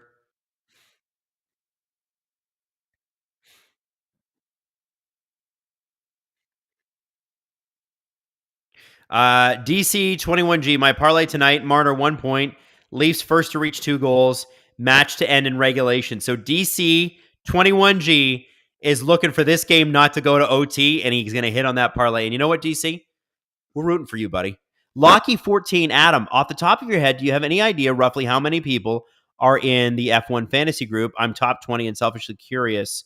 I believe our first year was 1,000. I think it's gone down a little bit since then, but I think there's between Justin Fisher might know, but I believe it's over 500 people. And I think Justin's in the top 20 with you. Justin is very proud of his F1 fantasy team this year.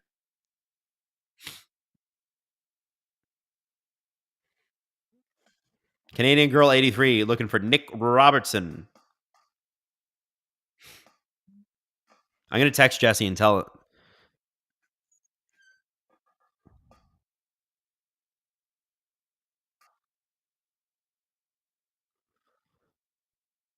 Jesse just texted me a few minutes ago, actually. Oh, that's cool. Justin says he's had a bad couple of weeks in F1 fantasy. Here we go. Go on. Oh, Connor Timmins almost scored. Woo! UC Saros is still a good goalie. I'm just going to text Jesse right now. Hey, man, the chat wants to know if you'll be coming back with NHL 25 franchise mode, or are you lazy and bad?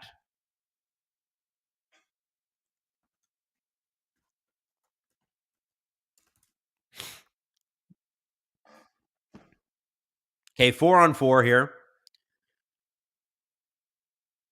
4-on-4 for a long time. This should, in an ideal situation, this should favor the Leafs. But Nashville's got a lot of high-end talent, and you cannot take them not seriously. Here comes Willie Tavares. Just missed stick side, and there we go. Greg L. Adam, I know you're an F1 fan. Do you have interest in IndyCar as well? Greg, I do. And Tim is very connected. Tim, my podcast partner on the F1 show. Oh, it went off the crossbar. He's very connected to the IndyCar community. We focus on F1 right now because the show is growing. And when you start a podcast, you want to have a really small aim and go deep on what you're doing. That's sort of the ethos. So we'd like to do more IndyCar content, but I think we got to grow our F1 base first. But yeah, I love open wheel racing. It's some of my favorite.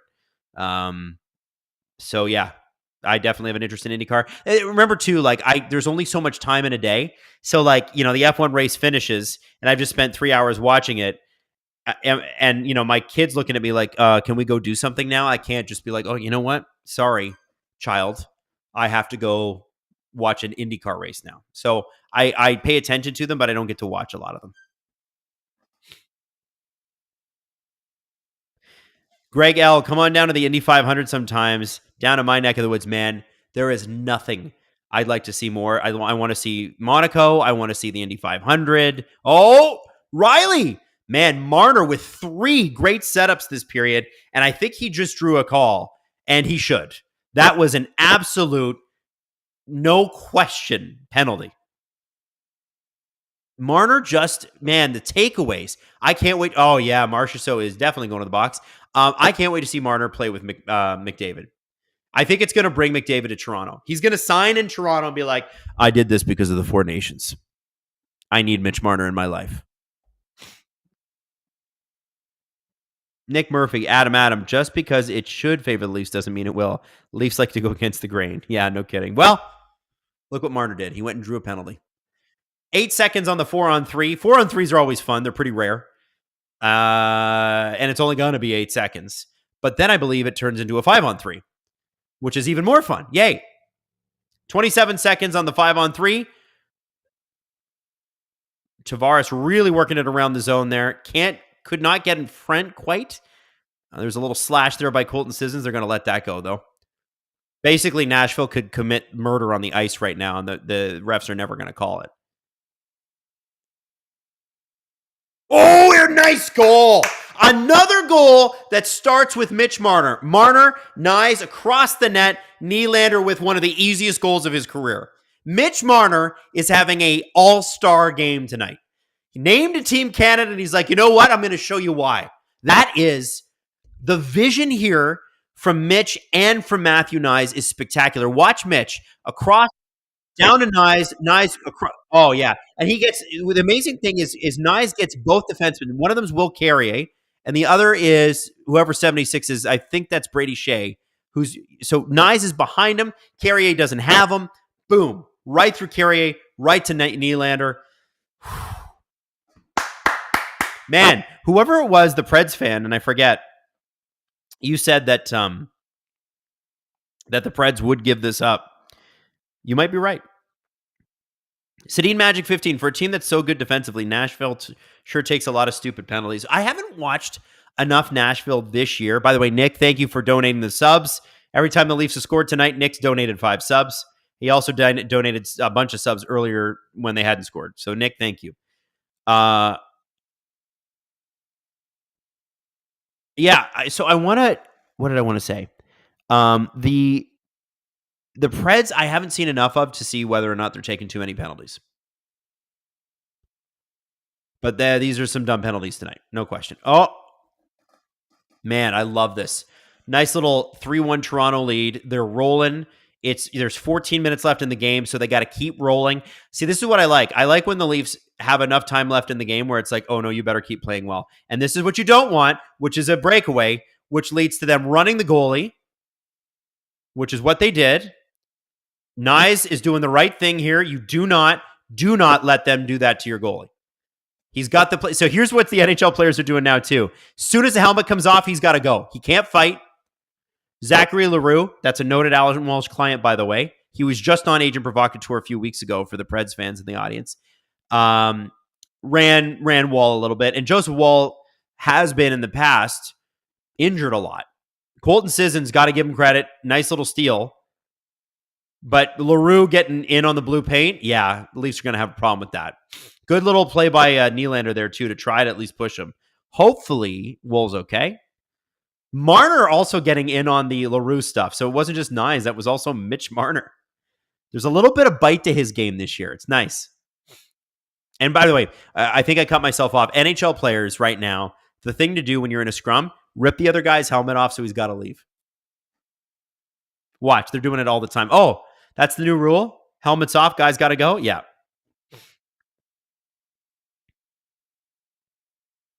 I'm actually surprised Willie didn't get a penalty there. I am. The way that they've called the games pretty tight, I am surprised. Oh, plays offside. Robertson is just, Canadian Girl 83. You know what I'm talking about. Don't tell me you weren't looking at that going, this might happen. By the way, for anybody that doesn't know, Canadian Girl 83 has promised to donate 20 subs if Nick Robertson scores tonight.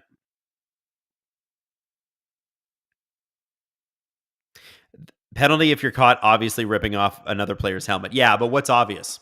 When you're in a scrum, put him in a headlock, pop him off. Veteran play.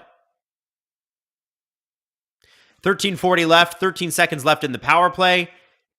Oh, and a big shot by Blankenberg. Wool gets the puck out. They're going to keep playing. Here comes Holmberg. He's going to feed it back to Robertson. Or no, he's going to go around. Oh, then he tried to get it back to Robertson. Holmberg just can't move the puck. And there wasn't a lot of support for him there. I think Minton was burned out, but I kind of wish that somebody had gotten in there, Robertson or Minton, to do that. Hey, guys, if you haven't thrown a like, can you throw a like to the video, please? Love you. So I asked Jesse in over text message, by the way, because people were asking. I said, "Hey, man, the chat wants to know if you'll be coming back with NHL franchise mode, or are you lazy and bad?" Because that's what you guys wanted to ask him, right? And Jesse said, "If it's written in the stars, then I will." I have no idea what that means. Is that a reference to something? Do we know? Anyway. Tyson Barnett, does SDPN plan on doing anything soccer? Would love to hear what you guys have to say about the beautiful game. If we did, because the point of this is to be a sports network, if we did, we would go out and hire people that really know what they're talking about. But we haven't done that yet because we're a relatively small business making our way, and we have to focus on the things that we have right now. We got the World Cup coming in 2026. Very excited for it. Ideally, yeah, we would have had that going already, but you can do what you can do. That's all you can do. Adam, Written in the Stars is a early 2010 song. Yes, and it is by, who is that guy? Written in the Stars. Tiny Tempa. Big British rapper Tiny Tempa. I actually like some of his stuff that never broke over here. There's some good stuff over there at that point. DG says, looks at the stars. Adam, it is written. Okay, I'm going to text Jesse.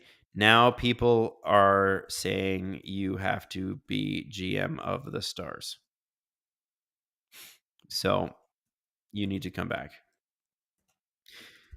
Jesse doing game 7 and us being on that stream. I don't know if you guys remember this, but Jesse never won a cup doing this. And then he made it to like game 7 and then said, Steve, Adam, you got to jump on the stream and watch game 7 with me. And he freaking won. And it was one of the most exciting, not real hockey games I've ever seen in my life. And I think there were like 1,000 or more people in the chat. Some of you must have been there. Like some of you tonight must have been there. And it was one of the like when he won, it was crazy. Like the energy was electric. I can't believe I, a 36-year-old man, am talking about it like this, but you had to be there. It was amazing.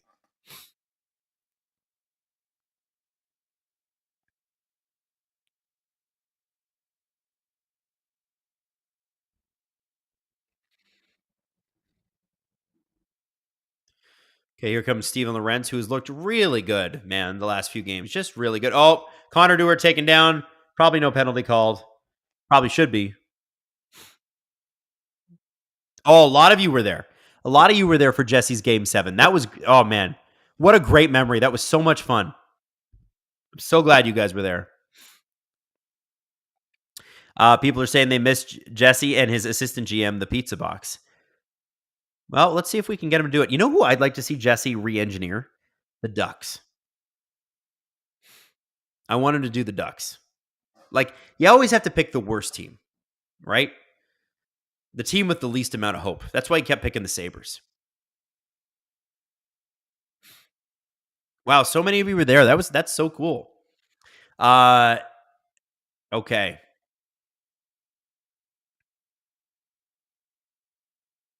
Oh, Marner with a great play at the blue line. Man, he is just, if Mitch Marner's not the first start tonight, Matthews with a move, tries to go 5-hole on UC Saros again. UC shut it down. But damn, Matthews, Marner looking good. And Matthews is looking, I believe, for a hat trick, is he not?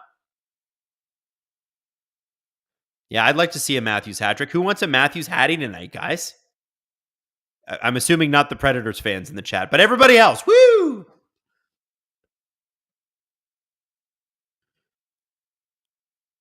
Nice to see Austin scoring as much because clearly the month off helped because he has scored. I think he came back with like 6. He had 6 goals in October, and that was like slow.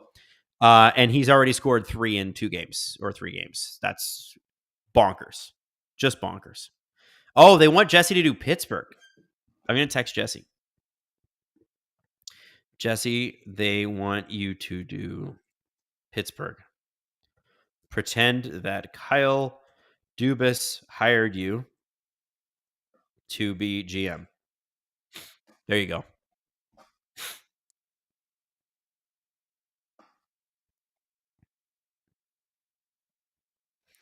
Cartoon Wing says Maddie needs to hit him with the 4.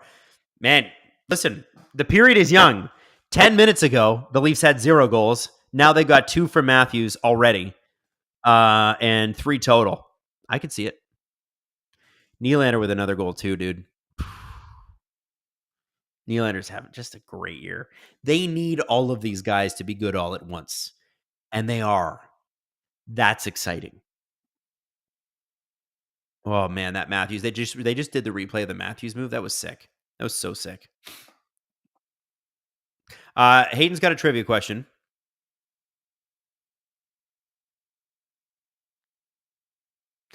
Hayden says, who was the last Leafs defenseman to tally a hat trick? Steve would likely know this, but I'm going to say something silly. I can't say Thomas Caberlet because he never shot the puck. Like, if you think you're frustrated with Mitch Marner not shooting the puck, dude, Thomas Caberlet never shot the puck, and he had a great shot.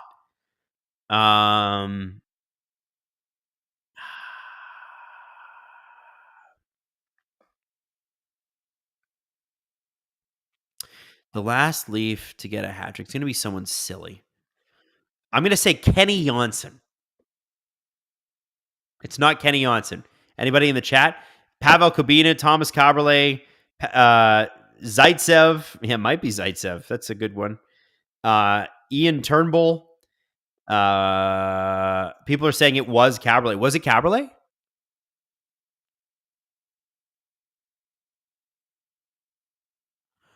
It was Caberlet, October 2006. 5-4 win over who? Montreal. Wow. Thomas Caberlet. And I think McCabe had like 25 goals one year. He was unreal for that stretch. And the fact that he didn't get a hat trick is kind of crazy. Mitch Marner, they're saying on the broadcast, 29 points in 17 games. That's bonkers.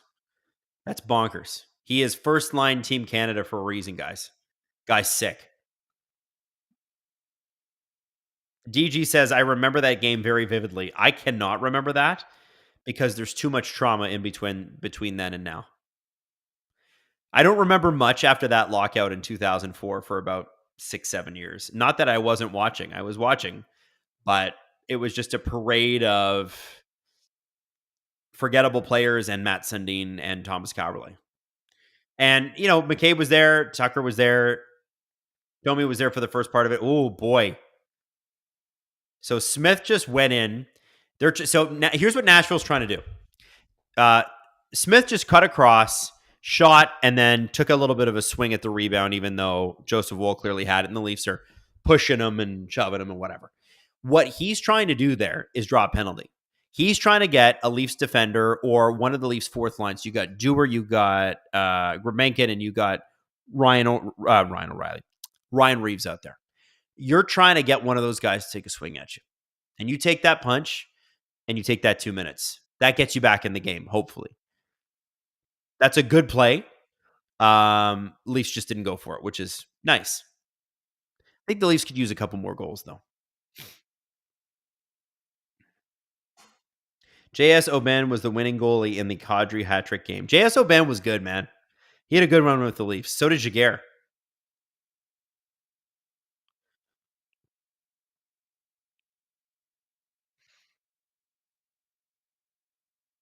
Here comes Fraser Minton, everybody's favorite new third-line center, with Nylander and Tavares.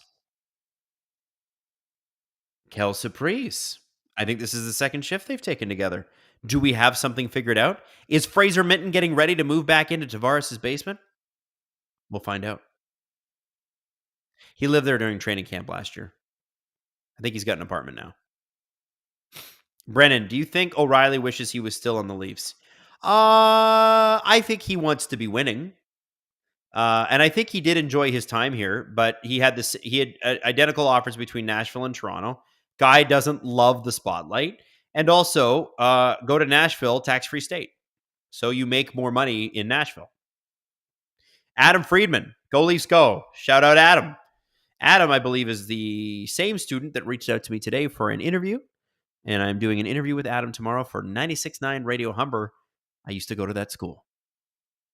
I was never allowed on that radio station, though, because back then, they didn't allow first years on the radio there. And I had dropped out and worked in radio by the end of my first year.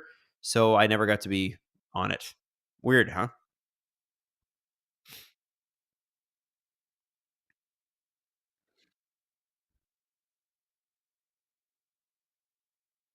Well, look at Simon Benoit up in the rush. Let's go. Holmberg out there absolutely flying. Listen, he might not be scoring a lot of points, but the guy can wheel. He's fast. Here comes Evangelista. Played perfectly by Benoit. Benoit Myers out there. I like this situation for them. See what you have. Can these guys play defense? We'll see. So it's Lorentz, Holmberg, and Grabenkin, I think. Oh, no, is it Robertson? Lorentz, Holmberg, Robertson. Interesting line combos. So we're mixing up the lines a little bit.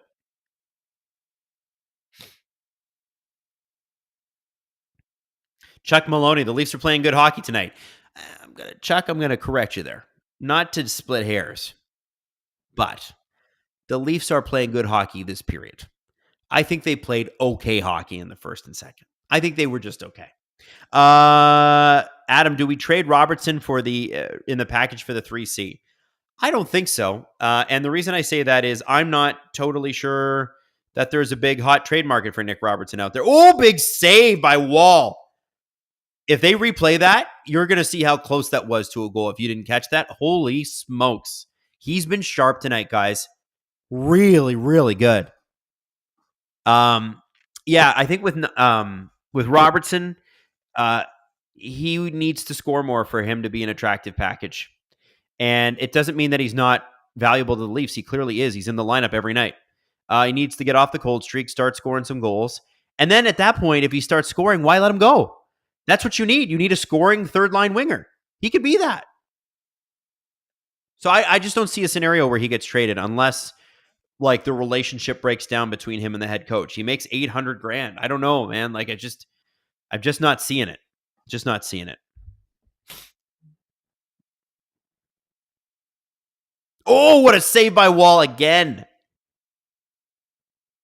Robertson trying to score is like if he bought a ticket except for one in a lottery and losing, but not lack of trying. He always gives his all. True, Robert. Very true. But I'd say, oh, nice with a nice little hit on Yossi. I would say that Nick Robertson had 15 goals last year for a reason. He also played like some of the least amount of minutes on average of any forward on the team. This guy can score. He's going through a cold streak. He has not forgotten how to score. He can score. He is a goal scorer. He will score. I have faith that he's going to break this. And I think that's the reason they keep playing him is he's doing all the right things. And he does have a wicked, insane shot. I think CJ was the one that told me he's probably got the second best shot on the team outside Austin Matthews. I think that tells you something, right? So just keep trying. Keep trying. Luke says, where does Yarncroke fit in this lineup when and if he is healthy? Well, if is a big question. I think he's going to come back in mid-January, mid to late Jan, and then he's going to have a couple weeks off during the Four Nations unless he's playing. He might be playing. Kelly Yarncroke, I think ideally was going to be their third line center. I think that's what they were going to try him out. They were going to try Domi out there. Obviously they tried Domi. I think Domi's a better winger. And I think Domi's better at setting up like elite finishers. That's what Domi should be doing. Yarncroke's a Swiss Army knife. He used to be able to score 20 goals. And he's responsible defensively. I'd love to see what like a Yarncroke, Robertson, Grabenkin line looks like. Yarncroke, Robertson would be an interesting pairing. Maybe you put Lorentz up there. I don't know. I think that's, and then, then you can probably wheel Holmberg, Dewar, and like Lorentz or Holmberg, Dewar, Reeves on the fourth line. Like you've got David Kampf when he comes back. Like There's a lot of pieces on this team, it's more depth than they've ever had. 3:37 left in the third period, guys.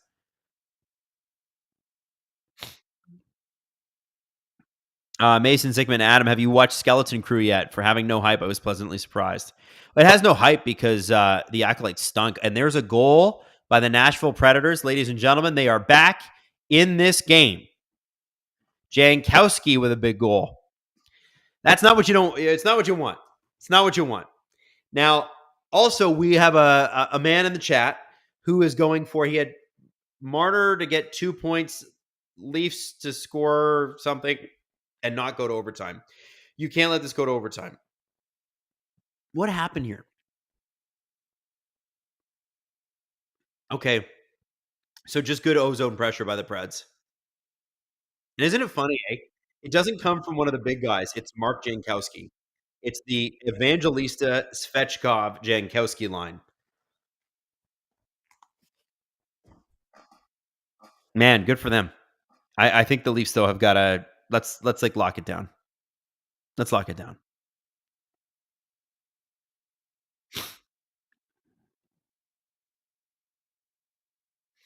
Alex B, are the Leafs going to choke here? Or I don't think so. I don't think so. David Owens, thanks for the stream tonight, Adam. See you Sunday. David, we'll see you in Kingston, my friend.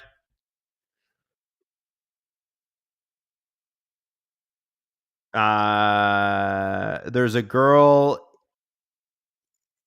in the van. I don't know what your name is properly, but I do want to say that you said the ice is bad tonight, and it is. The ice has not been great at Scotiabank Arena all year. The ice is never fantastic there, but it's not been great this year. And I think it's because they've got outdated equipment.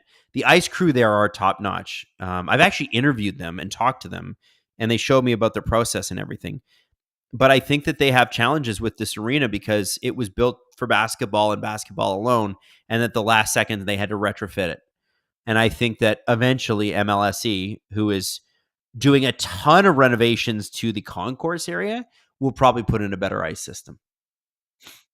You know, you got to remember too, like the arena is almost now, 25 years old, which is old in arena now. Yeah, it's funny. Arenas used to last like 100 years. Now it's like, oh, that arena's 20 years old. Oh, get ready to tear it down. I don't think there's any room in Toronto to build new arenas anymore. So I think they'll just keep renovating this one. But yeah, like, you can see how some of that equipment might be a little out of date. And how much time does it take? Can you do it in the summer? How we feeling in the chat? Leafs got this, or I smell a collapse? Let me know what you think. We got a poll up there. Canadian Girl 83, I would also donate for a Joseph Woll goal. Oh, Matthews with a shot.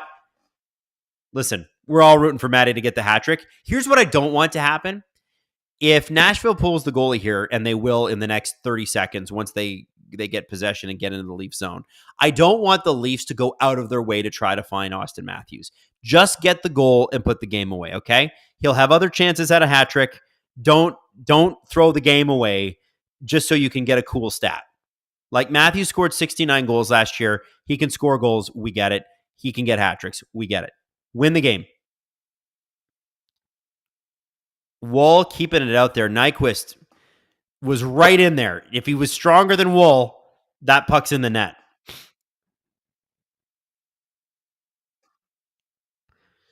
Buy back and update Maple Leaf Gardens. Yeah, no. Here's the thing about Maple Leaf Gardens is it was severely out of date. Like all the food even that they could serve there was like hot dogs and old popcorn that they couldn't even pop on premises. Like people have this romantic vision of what Maple Leaf Gardens was.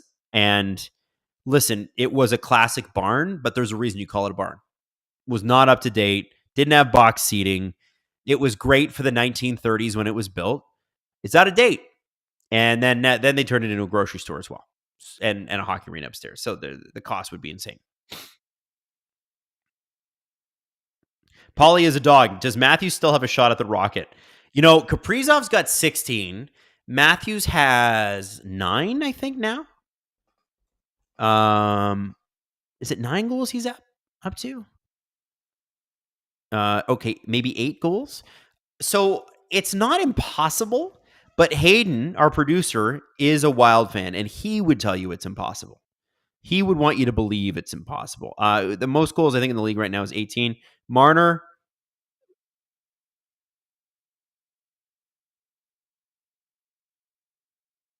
yapping at the refs. He thinks that should have been a penalty. Just focus on the game, dude. You've had an all-star, unbelievable performance. Don't worry about it. You know they're not going to get the calls right now. And it was a great steal, by the way. Look, they're going to try to find Matthews. Matthews is going to shoot, and he missed the net. And that is icing. See, that was the right way to try to find Matthews. You had the shot, open look, makes sense. So so they was playing the Marner steal there. Oh, the ref got in the way. That's why he was pissed. Well, what's the ref going to do? Listen, I know the intensity's high. I would be swearing too.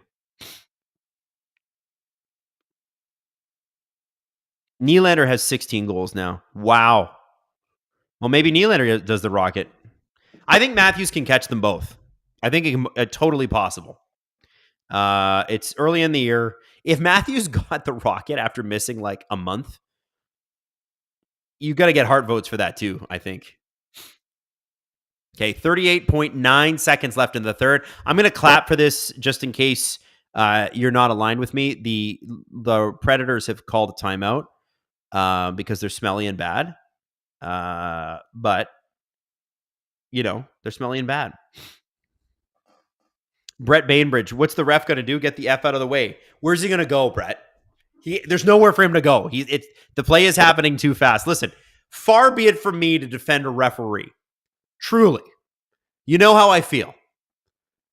But in that instance, there's not much he can do.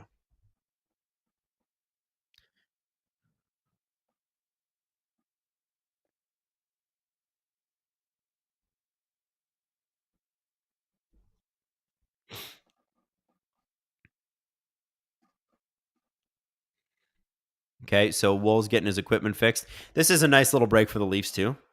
This makes sure that all your best players have a good little bit of breathing time. And I don't think it's on purpose, but I do think Wall was like, hey, I do need to fix this. Yeah. So it's a nice little kawinky dink. I got to figure something out in this building. Every time I'm in here, my nose gets all stuffy. I think we got to change the filters. Can you hear me sniffing away? Oh, Leafs lose the draw, but then Nashville accidentally ices it to themselves. 30 seconds left in the third period. Here come the Predators. Let's see if the Leafs can do some stop-ups in the neutral zone. They're going to be looking to try to stop Nashville from the dump. Nashville gets it in. Wall shoots the puck. It's blocked along the sideboard by Stamkos. Tavares with a block shot. I believe that was off his hand. 12 seconds to go.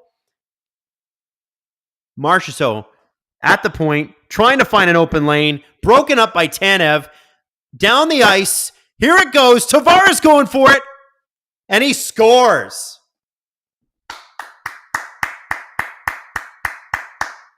I think, was that Matthews that dumped it down? Anyway, game over, baby. Game over. Leafs win. Leafs win! I don't do it quite as well as Steve does. Okay, what happened here? Was it Matthews that dumped it? No, it was Marner that dumped it. Tavares out-hustling Marchessault, gets the goal. I hope that counted. Did that goal count? Nick Murphy gifted 5 subs. Thank you, Nicholas.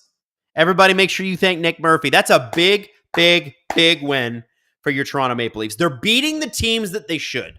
And this is what we're going to talk about a little bit in the post-game here. By the way, if you have questions for me, put them in the chat, and if I miss them, Hayden's going to copy-paste and send them to me over the text. By the way, yeah, I have to tell you that I am doing pretty darn well in my record. I don't know if the Leafs have lost while I've been here. Canadian Girl 83 gifted 5 SDPN memberships. Loving that. And it did count. That's great. So here's what we're going to talk a little bit about in the post-game. Ask me anything you want. We're going to take a little 5-minute break here, chat. The Leafs last year, and I wish I had done a little more research before the game 4, but I honestly ran out of time. The Leafs last year lost games to the Ottawa Senators, 2 games to the Chicago Blackhawks, And there were a couple other teams that were bad last year that the Leafs lost to, that there is no way in heck that they should have lost to. And I feel like, the Panthers game. The Leafs did lose the Panthers game. Okay, fine. And I feel like this year they're beating the good teams, which they did always do. They always had good fights with good teams. And, except for the Boston Bruins, who beat them 8 times in a row over 2 years in the regular season. The Leafs are beating the teams that they should beat. The Leafs are collecting the points they need to collect. When you want to win a division, and I think that that should absolutely be a goal. Win a division. You want to do that, you got to beat these teams. You got to not take nights off against your Chicagos and your Nashvilles. You have the Capitals Friday night. They're a really good team. You got the Penguins on Saturday night, second half of a back-to-back. Sidney Crosby on Hockey Night in Canada. He's not going to give you a night off. It doesn't matter how bad the Pens goaltending is, and it doesn't matter that you're on the second half of a back-to-back. You need to win that game. And the great thing is, usually back in the day, you'd have like a Freddie Anderson and whoever was backing him up that year. Was it McElhinney? Was it Sparks? Was it somebody else? Jonas Enroth? Anybody remember him? You have now 2 guys that you really can trust in that. Wall just got his 6th win in a row. Stollers has been fantastic. Outstanding goaltending from both of them. Their GAA and save percentage is just insane right now. Both of them are in the top 5. I think what you're seeing them do is go, if we don't take nights off against bad teams and we win, that feels really good. Okay, they're saying it was 3-2 final, so I'm assuming the Tavares goal didn't count. Big shout out, by the way, to the Squeezable Lemon gifting another 20 memberships, and James Denny gifting a membership. Thank you, James. And Onion says, "Yay." Hayden, let's get some questions in, buddy. If you got any here. Derek Hutchison says, "Thanks, James Denny. I got your gifted." I just want to say, man, I think that this is what we've been asking this Leafs team to do for a long, long time, and they're doing it. That was an important win. The next one's going to be Washington, and Spencer Carberry knows these players well. He was a coach here. This is a really good team they're about to play in Washington, and no Ovechkin. Try to take advantage of it. They've kept winning without him. All I'm going to say is this. I think the Toronto Maple Leafs are a much different team so far this year. Can they keep it up? That's up to them. But what you saw was a recovery in that third period that was something last year I'm not sure we would have seen, and in previous years. The first 2 periods were very mediocre for this Leafs team. And by the way, they were in a bit of a malaise after the Chicago game, which honestly they dominated, but they didn't play that hard. It wasn't their best hockey. They kind of Harlem Globetrotted the Chicago Blackhawks. This one you can't really do that with because the Predators are a much more talented team. They might be playing poorly, but they're far more talented than the Chicago Blackhawks. And the Leafs took advantage of bad penalties. They took advantage of Marner Matthews back together. Mitch had an unbelievable game. I don't know. I'm blown away by what they did in the third period tonight. It's going to have to be a full 60-minute effort against the Caps if you're going to want to win on Friday. Hayden has copied some questions for me to get to you here. Adam, favorite Christmas album and why is it Michael Bublé? I love Michael Bublé. Is it my favorite Christmas album? I don't know if I have you know what? I don't have a favorite Christmas album. I just put on the Spotify playlist. Occasionally I put on a local radio station, CHFI, for Christmas tunes. That's about it. Ty Smith, is 14 million too little for Marner? No, it's not too little for Marner. Marner will make a ton of money. Marner's going to make 14 million whether he makes it with the Leafs or not. Here's my business pitch to Mitch. You come in around or above what William Nylander does for about 8 years. You do the full 8. You're going to have statues built in your honor here. And you're going to make so much money off of endorsements where There's no agent fees. There's no escrow. There's none of the other stuff that comes with being an NHL player. All those hands in your pocket trying to take your money. Go make your money off endorsements in Toronto. You could, if you're Mitch and you play this the right way, you could be at 15, 16, 17 million bucks a year. You can make your 12 million with the Leafs and you can make 4 or 5 million doing endorsements. I'm not kidding. That's how big the money can be. Deb says, what are your thoughts on Swayman over Stallers? Like, in what context, Deb? Like, is Swayman better? Oh, Team USA. It's a bad call. It's a bad call. Goaltending especially is a position where you should play the hot hand. I didn't know that. I didn't look at the USA goalie roster, to be honest with you, because I'm too depressed about the Canadian one. Stallers is the best goalie in the NHL right now, besides like Philip Gustafson. He is. The fact that they didn't pick him, Swayman missed the entire training camp. It's not like he's a bad goalie. You didn't forget, but like you're going to be behind when you do. I think you go Stallers, but I'm biased. I'm biased on that. I think it's pretty easy. Somebody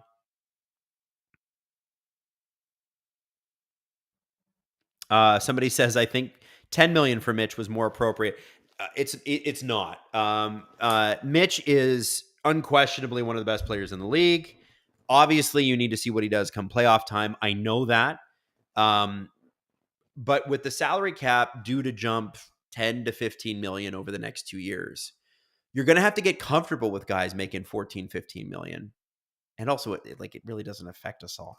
But like the Leafs could conceivably sign Tavares to say 5 to 6 million, Mitch to 12 to 13 million, and still have a bunch of cap space. And it's because the cap is going up, we think, a lot faster than anybody's expected. Now, Gary Bettman's tried to pour cold water on that. But the interesting thing about the cap is that the owners are the ones who are really pushing for it to go up. Because A, it makes them more competitive. They can go out, they can buy more players, all that sort of thing. But B, it makes things more exciting for the fans. Trade deadline is way better when you got a cap that's going up. Why?